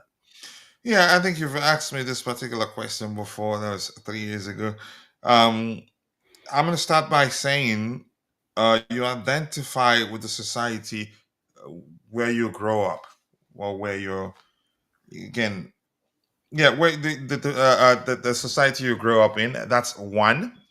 Uh, and I'm just going to go just switch over to the mistakes they make, not, you can say, taking their Okay, time. before you just say that, I'll give Mhm. you one of many examples. Gareth Bale was a Londoner. I think he's even born in London, but he didn't hesitate playing for Wales. Yeah, I think we had the yes, same yeah. with Ryan Giggs. The list continues. Yeah, here's the thing: for the Nigerians in question or Africans in question, um, there's something that I don't think they consider very well. And the English FA, they're quick to give them a debut, which I see as them tying them down, and you'd only get to you get to become a priority if you perform consistently at the highest level. Whereas if you decide to represent a country like Nigeria or Ghana, you just have to be playing. They don't have, they cannot measure the you can say the number of talents that England has. So deciding to play for England will almost always um, be a huge risk because they have abundance of talents that the slightest dip in form, they will ditch you. But if you choose to represent a country like Nigeria or Ghana or any African country, your origin, wherever your origin may be, uh, if as long as you're playing, you get a chance to play. Because they don't have, you can say, talents at the highest level, like in England, like You, they do in you England. didn't hear So, my question, coach. You sorry, didn't hear my question. Said you I heard didn't you. hear my question. Go My ahead. question is why do they choose to do And that? then the first thing I said, that you identify with the society where you grow up. It's really that simple. Yeah, you identify with the society where you're brought up or where you grow up. That's it. That's usually the case. I don't know what sort of answer you want from me. There are other factors the lack, you can say, corruption, also part of it. So, but more importantly, you identify with the society where you grow up. It's really that simple. I don't know how Yeah, else you want yeah, me it's to answer interesting. that. Sorry, I was trying to unmute. No, it's interesting. It really is. To me, I think it's such a shame. As I said, I've been watching football for decades, and I think, I still, although I was really young, probably more or less an infant when he was playing, but I still know of people like George Best and how we always used to say back in the day that George Best was one of the best players that the world never got to see on the world stage. Why? Because he played for Northern Ireland. He could have very easily played for England, but he chose to play for Northern Ireland. Okay, you could say he was born and raised in Northern Ireland to some extent, but still the option was there. You look at people like Gareth Bale and and Ryan Giggs, although Ryan Giggs could have played for a multiplicity of countries. The point I'm making is that sometimes it's about the legacy you leave behind. You know, look at Morocco. Morocco got to the semi final of the World Cup with a whole bunch of Dutch players, to be honest, born and bred. Um, it's just, to me, it's just strange. It seems really strange where you have an opportunity to create a sporting legacy, but you choose to destroy your career rather than create that legacy. That's all. It's just an observation. It's just a conversation that I've been having. And, you know, there have been various takes that I've found really interesting. And I'm like, wow, that's amazing. But we're Yeah, digressing a lot from. yeah, but you get my point that where you grow up is home. You identify with society where you grow up. So in most cases, by the time they get to that to the age where you could say they they have the right to choose what country to represent. Even at a very young stage, they do have the right to choose. But that at the time, the parents make that decision for them at a very young age. But once they're 18 and above at a certain age, I think now it has to be up to them. And usually not that easy.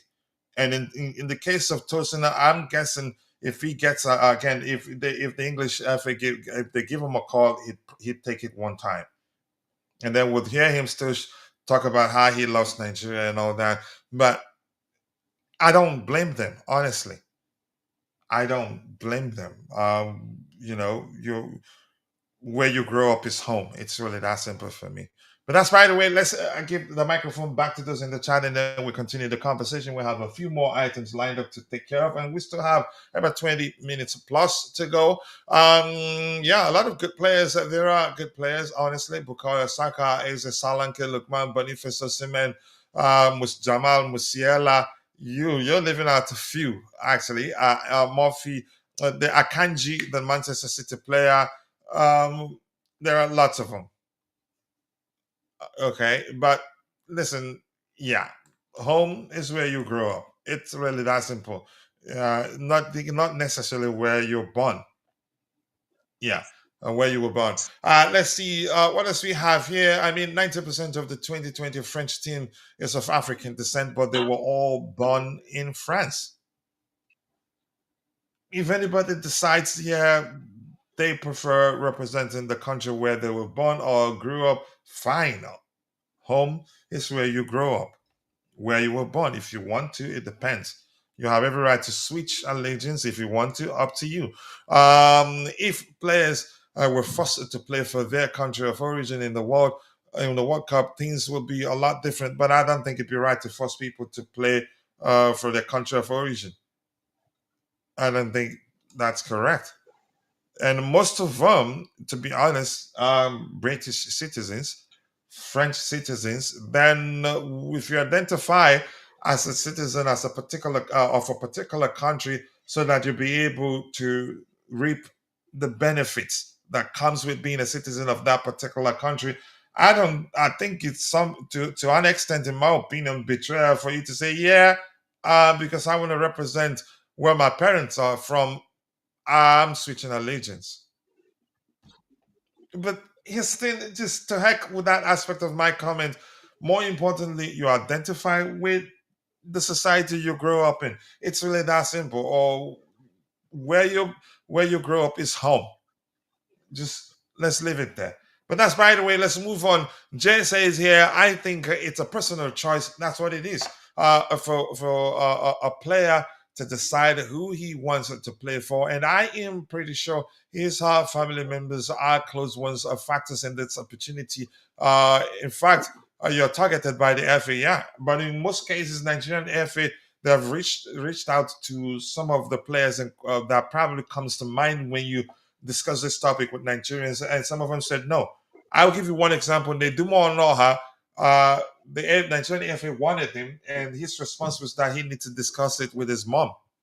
But by the time I think he didn't get a call up by the English FA. He wanted to come represent Nigeria, and they said, no, No, Felicia, we moved on. Obi Mikel mentioned that sort of thing. Yeah, 'Cause and he also spoke that's about how this Gabriel topic. Agbolaho didn't listen until towards the end of his career. He became interested, but no, Nigeria said, "No, we don't want you. We have better players." You could the same thing with Al Mobi. I think they were a bit lenient with him, probably hoping that you could say given the opportunity will make it easier for them to convince his younger brother at the time who was good up and coming at the time to you could say to easily switch to Nigeria. It didn't work out. So some of them don't consider Nigeria until very late in their career if they see that yeah they're probably not never going to get a chance to play for England. But let's move on. We're here to talk Chelsea, but good topic actually, maybe a good one for the sister channel Soccer Perspective. So Indefinite says, I can only speak for my family in Argentina. Football is considered a religion, so it's blasphemous to play for another country, even if you have dual citizenship. In fact, you are targeted by the FA. Yep, and I'm going to say, I think these days, Nigerian FA, I think they will try, but in most cases, if you really want to represent the country, it's up to you. And kudos to Lukman, Victor Moses, and others who, yeah, early on, Alex Iwobi in their careers, uh, always been open to represent Nigeria and not wait until they don't see a path to the English national team. But I really want to move on from this particular topic because yeah, I don't know if this is true. Mbappe wanted to play for Cameroon and they said he had to pay a fee. I think I've heard such stories, but I don't want to dwell on What that. There's no way to confirm if in fact that was the case, but I what's know corruption do exist. I just wanted to ask, what's all this Hincap story? Hincapi, Yeah, the Ecuadorian. Ecuadorian from Leverkusen. Yeah, Is he on the radar? What's going on there? I'm not sure whether we're looking at him. I'm not sure whether we're looking at him, but one thing is certain: he's leaving Leverkusen. Where he ends up, I do not know, honestly.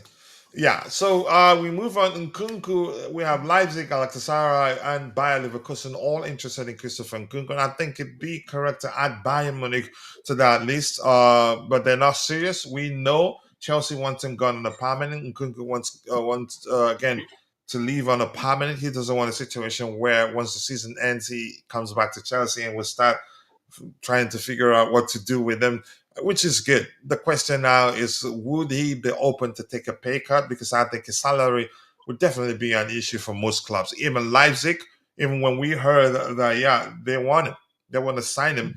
I've always said to myself whether he'd be open. Ask the question whether he'd be open to take a pay cut. I don't know, and his age is an issue. I think we did speak about that at length yesterday. The fact that yeah, he's 27. Correct me if I'm wrong. And signing him on a 4-year contract or even a 3-year contract, I think makes it difficult for most clubs to be interested in signing him. But that's my opinion. Let's see. I think eventually he leaves because I think we understand that signing Xavi Simmons makes a whole lot of difference. It brings balance, uh, reduces the creative burden on Cole Palmer because he's an excellent creator too. He can also get us goals. But Bobby, I don't know if you want to add to this before we move on to the next one. This again, from onset, from the start, this particular show, free form because yeah, the items we have lined up are items or topics we've already talked about 1,000 times this particular transfer window. But Bobby, let's hear you. Anything you want to add to that? Let's hear you. No, nothing to add to that. There are lots of little bits and pieces. The Hincap story is one of many. Mhm. Yeah, not too sure what's going to happen there. So more likes, people, Mm. more likes. We still have 52 people following the show, but we're stuck on 25 likes. We can do a lot better than that.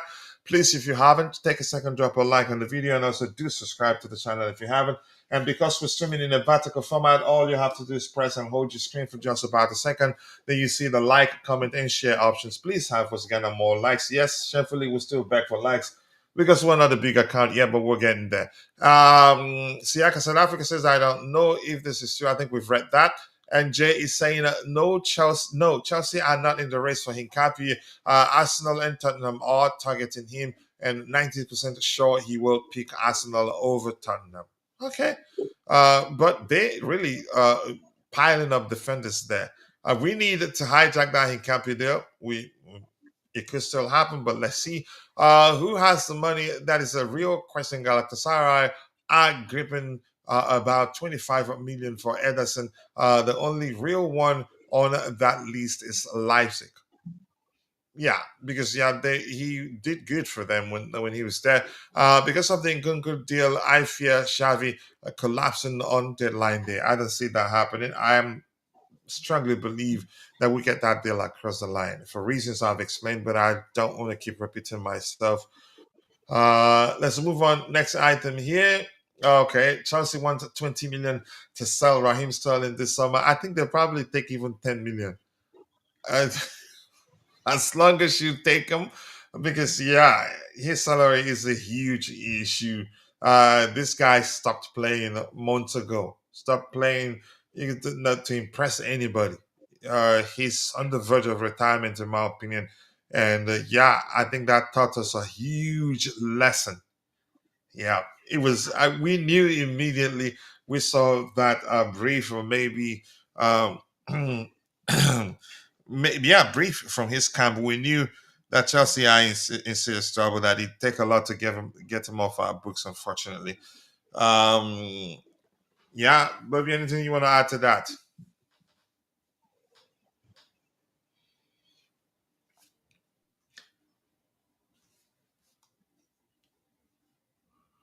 All right, I'm going to continue until Bobby is ready to speak. Then I'll let him do so. But right now, let's try and get the items we have lined up here. Okay, what do we have? All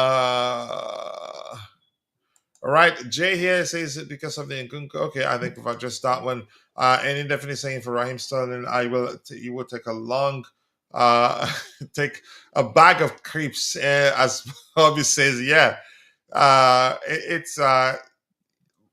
it's some serious stuff. Big up to you too, Uncle Vinny. Thank you for joining. You missed quite a lot, and updating you alone would take minutes. Okay, but yeah, maybe you need to just rewatch it. But nice to see you, Uncle Vinny. 5 minutes up before deadline, Starling to go to Fulham on loan. Here we go. Chelsea to cover 99% of his salary. Yeah, unfortunately chances I would see that sort of story on deadline day, unfortunately, because we're desperate to get him off our books. And he's not looking to leave. He's just earning the money, probably feeling hard done by for no reason. The club wants you gone, but yeah, my goodness.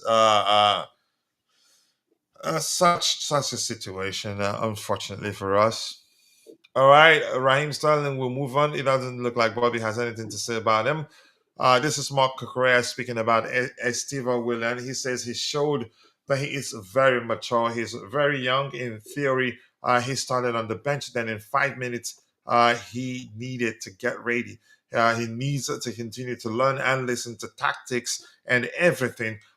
He had an amazing game. He had the opportunity to score at the end, but he has a lot of quality.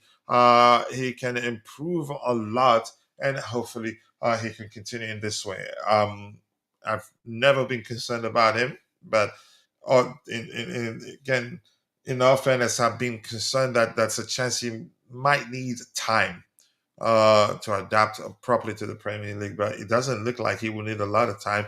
He's not perfect yet, and we knew, given his age, that he'd make a few mistakes here and there. But yeah, I'm not too concerned about that because his quality overall. All right. What else do we have here? Keep dropping the likes on the stream. The likes that do go along with. Victor was here, and I actually forgot to ask to introduce him, but I think he's still learning. Probably he'd over time learned that he can always interject and not wait for, because I totally forgot that actually he was there. So apologies if you're listening. And here Vince is saying Jackson's first choice is Newcastle, but they want Chelsea to lower their asking price. This here says if Sesko costs 73, that's Vince's opinion, of course. If Sesko costs 73 million pounds, Jackson should be worth more than 80 million pounds, and Newcastle are ready to pay up for Sesko. So what's stopping them? Yeah, good one there. If they were ready to pay that much money for Cisco, they should be able to pay that much money for Nicolas Jackson. It's really that simple. So, Vic, quickly, where do you want to come in?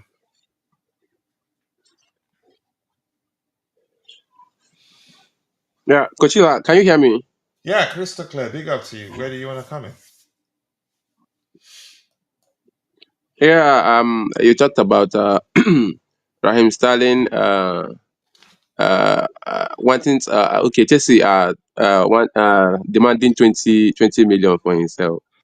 I'm wondering which club will pay us 20 million and also cover his wage. He receives more than 200k per week, and I 300 plus. wonder the yeah, he collects more than 200 Yeah. per week, and I don't think there is any big club that's be asking for him this time around. And the clubs I think that will come for him are the average clubs, and I don't think that they'll be able to pay that 200 more than 200k per week for him. I don't That's think a lot that of money. maybe the only option that is left for him now maybe will be on loan, and Chelsea will cover his salary, or maybe a part of his salary, and the club covers the rest. Yeah, that's the situation we find ourselves, and we have learned a lesson, you know. So coming to Jackson, I don't know his fate for now. I don't know his fate. I don't know if there is any serious club that is coming for him or there is none, I because think they're right. Aston Chelsea. Villa are interested. Newcastle United are interested. I don't know whether Bayern are seriously interested. Not too Is sure. it, Coach, Yeah, Godzilla, being interested doesn't mean that they are serious. You I might be agree. interested, but you are not serious. You might something that interests you, but you don't have the money to buy it. You don't see the amount of money Chelsea placed on him. Chelsea are demanding 80, 78. So I don't think that those clubs that you think that are interested, they will be able to afford that 80 million for Jackson. I don't think so, and I don't know what Chelsea is. I don't know what Chelsea is trying to do. I don't know the kind of tactics they're trying to play in this transfer concerning Jackson, because placing him on that 80 million, it seems they are trying to play smart or something. I don't really know their tactics in this, because Jackson, placing him on that 80 million pounds for Jackson. I don't think that Jackson worth that amount. Let's tell the truth. Jackson is not all that up to 80 million. No, 80 million If you are telling ourselves probably, the truth, he's not up to I that think 80 it's a million. message. The valuation, 80 million is a message. It's a way of telling people we're not looking to sell them. If you really want them, pay up. That's how I see it. I think Yeah, we've talked about, yeah, we have yeah. actually talked about that a lot of times. But where did we stop? Stop. I think you read that one. This year, IB says so far this season, we have seen at least five tackles identical to what Jackson got a red card at the Club World Cup. Yet folks are getting yellow, not red cards. Crazy if officiating uh, have a standard. Wow, that is really deep. Jay here says feels like Palmer will be out of the Fulham game. What will be your front three, Esther? Stick him in there. It's really it's really that simple. Sticking him there to take Palmer's place is a creator too, but I think we'll be all right, really. Maya, thank you for reposting the stream. Sincerely do appreciate that. Cannot thank you enough. Maya, the rapper. If Newcastle get Jackson, Can do I they can let? I address something Yeah, that just 1 second. If Newcastle get Jackson, do they let Isaac go? Definitely. I think so. They can't keep them both. Bobby, go ahead. You wanted to say something. there's something that Chelsea fans have been doing since Friday, which amuses me. Hmm. Esteval never changed the position of the right that he has been playing, although he can also play at the left and he can also play at the middle. He kind of wandered around a bit, but he was mainly on the right. The person that came on to replace, or rather that moved in to Cole Palmer's position was João Pedro. I don't know why everyone thinks it's Esteval. It was never Esteval. Instant, the Um, truth remains, it still be a fluid approach, yeah, irrespective of who plays where. yeah, absolutely. I mean More that importantly, that yeah. we don't have a choice but to do that. But the misnomer that fans keep coming up with, oh, Esteval's there replacing Cole Palmer, is not accurate. Neither is it accurate this questioning the price tag on Nicolas Jackson. Nicolas Jackson's price tag was based on market value. You can't expect Chelsea to start giving away their strikers when people like Ekatike, Sesko, you name them, are all going for upwards of 80, 90 k, 90 million euros, which approximates about 70 million pounds. So Jackson is at the right price. Take it or leave it. I don't think Jackson is the one we're really desperate to sell. The one we're desperate to maybe get rid of is Nkunku. And once that's done, then Simmons can come in. There is no prerequisite for Garnacho because he will be classed as a homegrown player because of his age. So I don't know. I just find some of the things we say, I don't know where they come from. I mean, we all watched, for going back to Esteval, we all watched the game, and positionally, it was João Pedro playing in Cole Palmer's role. It was João Pedro that crossed the ball for Pedro Neto to score. It was João Pedro that not only headed in the goal, but headed in the ball for Chalobah to score. I think So the fact that to one point here, Bobby, he was the one that put in the cross for Pedro Neto, and he was, you could say, basically on the right hand side of the pitch, right? But when he scored, he was central. So I get it. It was a corner kick at the time. It was, again, I think we use a very fluid approach. he was playing offensive midfield. He was No, dropping. as he, mainly as a second striker. Maybe I need to watch it again. The whole point, here's the whole thing. We use a very fluid approach. That's the thing. But I understand your point, what you're saying, but go ahead. Yeah, I mean that's exactly what I was saying. He was playing offensive midfield. I think he was a little bit too high up, hence people assuming he was a second striker. He wasn't. Delap was playing as a sole number 9, and Delap did a lot of work in that game, which I don't think he got recognised for. A lot of hold up play, a He lot was of chip brilliant on the ins. day, actually. Yeah, he was. But lack of understanding of how football works, the reason, because he didn't score. A lot of people, Then you started could say, to blaming say he him. didn't do well. Yeah. There was a lot more tactical astuteness by Chelsea that wasn't given credit, and that was because of the punditry.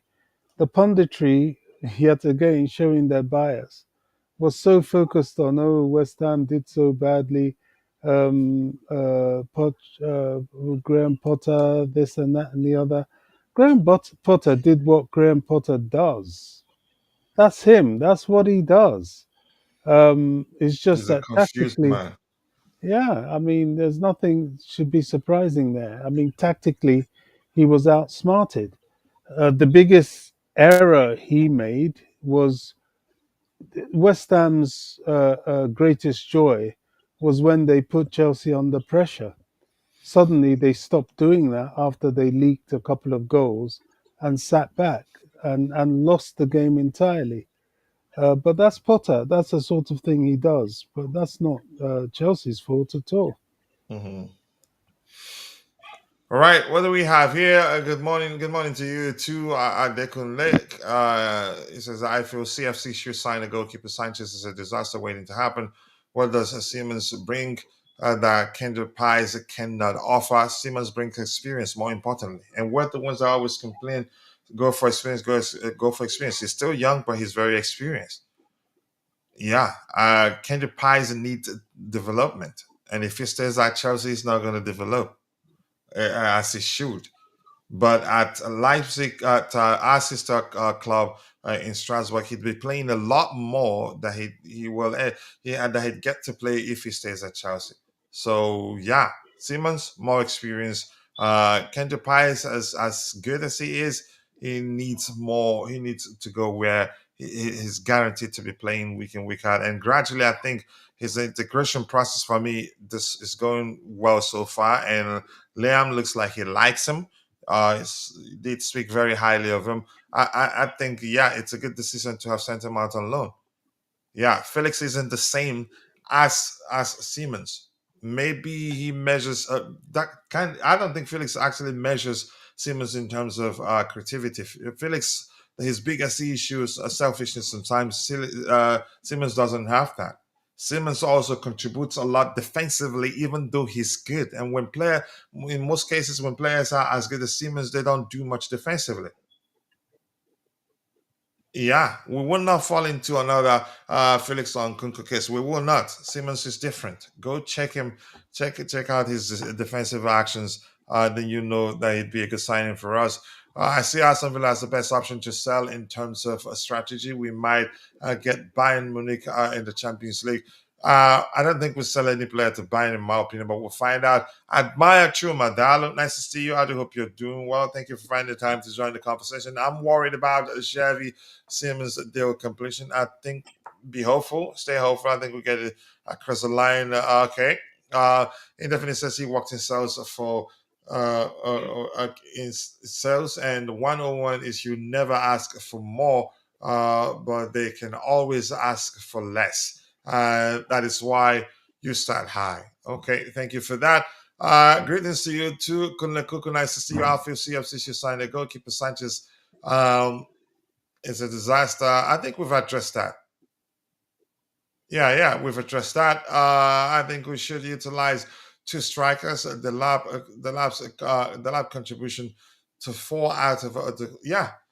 He contributed a lot on the day, but unfortunately, the average football fancies goal and assist. Villa don't offer UEFA Champions League this year. Okay, you're telling indefinite. And the Prince is here. Big up to you too. I appreciate you finding the time to join the conversation. Isiaka Usmani, good morning to you too, Isiaka. That's it, people. Let's see if we get in, if we find anything new to talk about. Otherwise, we'll call it a day. I am tired. I gotta go help my boys get ready for school. But let's see anything new to address here. Let's see if something new emerged. Has the show progressed? Yeah, the lap was brilliant on that day. Anything new? Anything new? 4 hours ago, Marco Correa on S over Willian. Mahmoud Sa, nothing What new. Maybe about I need to Jakub refresh it. Kiwayo? What's the talk about him? Go ahead, Bobby. What were you saying? The talk about a left centre back, Jakub Kiwayo? Kiwayo. Jakob? Kiwiyo. Jakub I don't Kiwiyo. think I know who that is. Maybe you're not saying the name correctly, but It's a I Polish. haven't seen us. I haven't seen it again any links suggesting we're interested in signing any centre backs, even though I believe we'll probably sign one. Okay. Yeah, but if you've seen any, tell us. Bobby, I don't know who you're trying to reference. Maybe you haven't said the name correctly. There's a That name Polish doesn't sound centre back, familiar. I think, for Porto. Jakub Kiwior. I think Arsenal's chasing after him.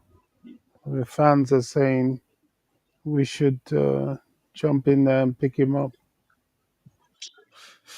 Yeah, I need to take my time and look at, you say, the names that the fans are suggesting. One plays in France, and that one I looked at his numbers. Excellent. If we're truly looking for a replacement for Levi Kowa, the one that what club actually? Ah, gosh, what's his name? I can't quite remember. I think Alessandro is his first name. Maybe I'm mixing things up. Is it? I think so. But Siaka, thank you, and Kishan, nice to see you. I do hope you're doing well. Thank you so much for finding time to join the conversation. Even though I don't like you, but we're about to round off 6:01. I think we should be. I should be gone already. Kishan here says keyword on Arsenal. Who?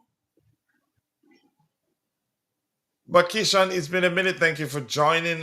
We are too slow moving the ball these days. Yeah, I mean, I think you could argue the circumstances surrounding the player in question dictates how we move. We have no other clubs aren't competing with us for the signature of the players in question. I know probably the players that come to mind are Xavi Simmons and what's his name. Alejandro Garnacho, both, yeah, want to join us and us alone. So why be in a hurry to pay the asking price? It just doesn't make sense. Kiwo of Arsenal, he cannot get minutes of Arsenal, so why sign him? Yeah, that answers the question. I think happy is the deal we need to hijack. So that's it, Bobby. Anything else you want to talk about before we call it a day?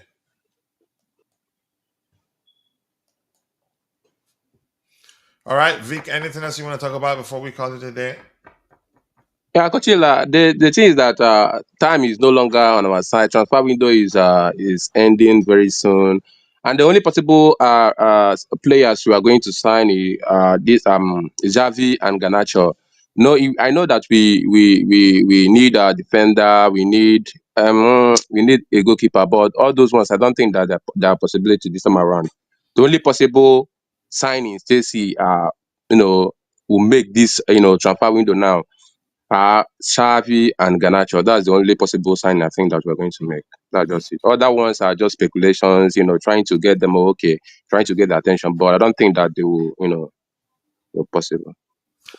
Yeah, let's see what happens. I mean, it's in your opinion that we need a goalkeeper, given the fact, probably driven by the fact that you don't trust Xavi Simmons. Whether the club feels the same, I honestly do not know, but we'll see. Yeah, the feeling is mutual. Just go away and leave me alone. Nice to see you, Keisha. Much love. I appreciate you finding the time to join. Bobby, anything else you want to say before we call it a day? No, we're good for now. All right, thank you so much. It's been an excellent conversation. I appreciate you all finding the time to join the conversation. I cannot thank you enough. Chances are we do another show this evening. Yeah, because we're approaching the end of the transfer window, so things will be happening very quickly. So thank you, Kishan. Even though I don't like you, thank you for joining. IB, thank you, and Jay, thank you for joining the conversation. And Isiaka, thank you so much. Who else was here? And Kunle Kuku, thank you so much for joining in. Definite, thank you. Who else was here? And everyone else, if I missed your name, apologies. I'm only human. See you guys next time. God bless us all. And cheers. Still blue.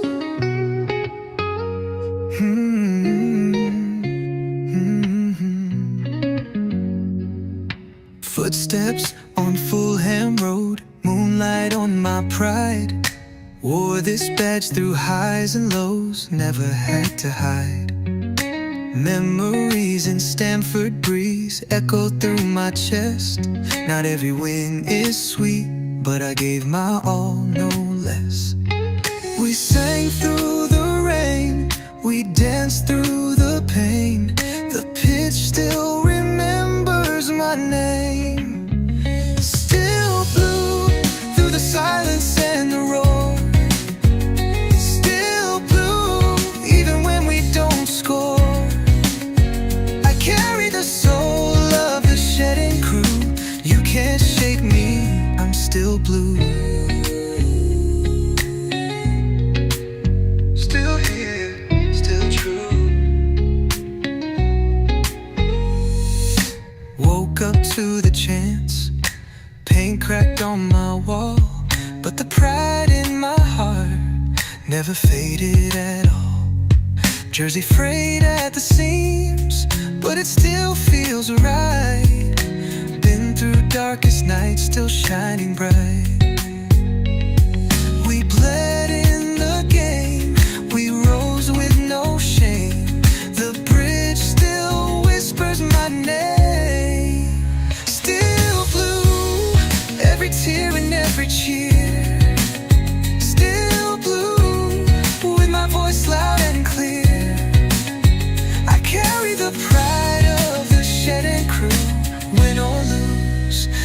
still blue.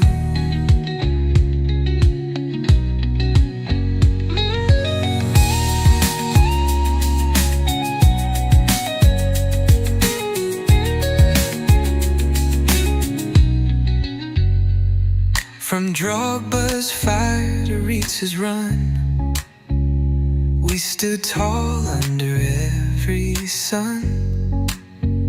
Through Abramovich nights to new days begun, this heart beats for only one. Still blue, even when they don't believe.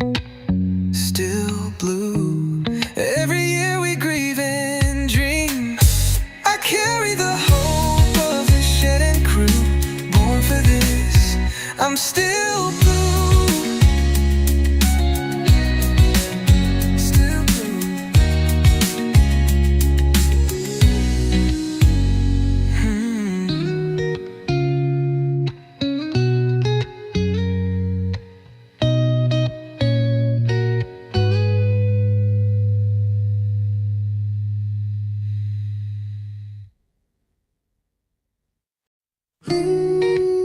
Still blue.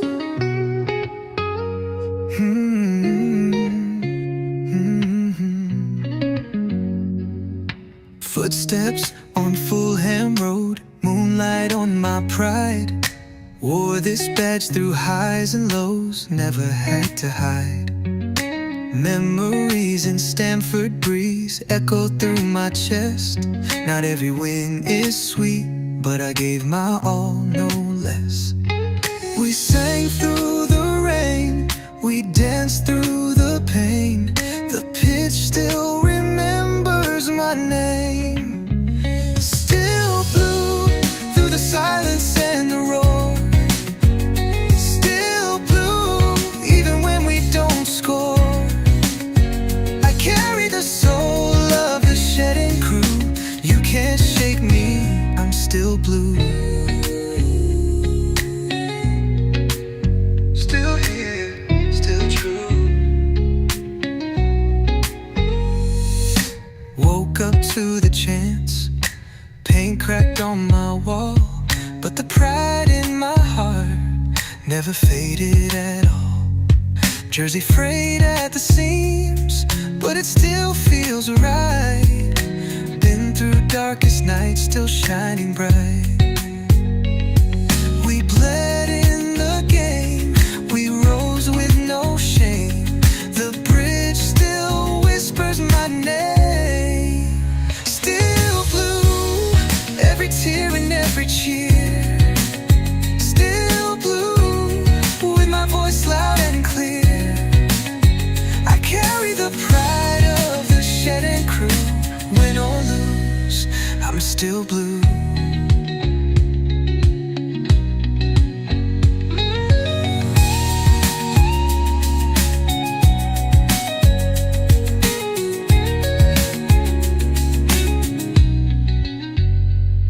From Drogba's fire to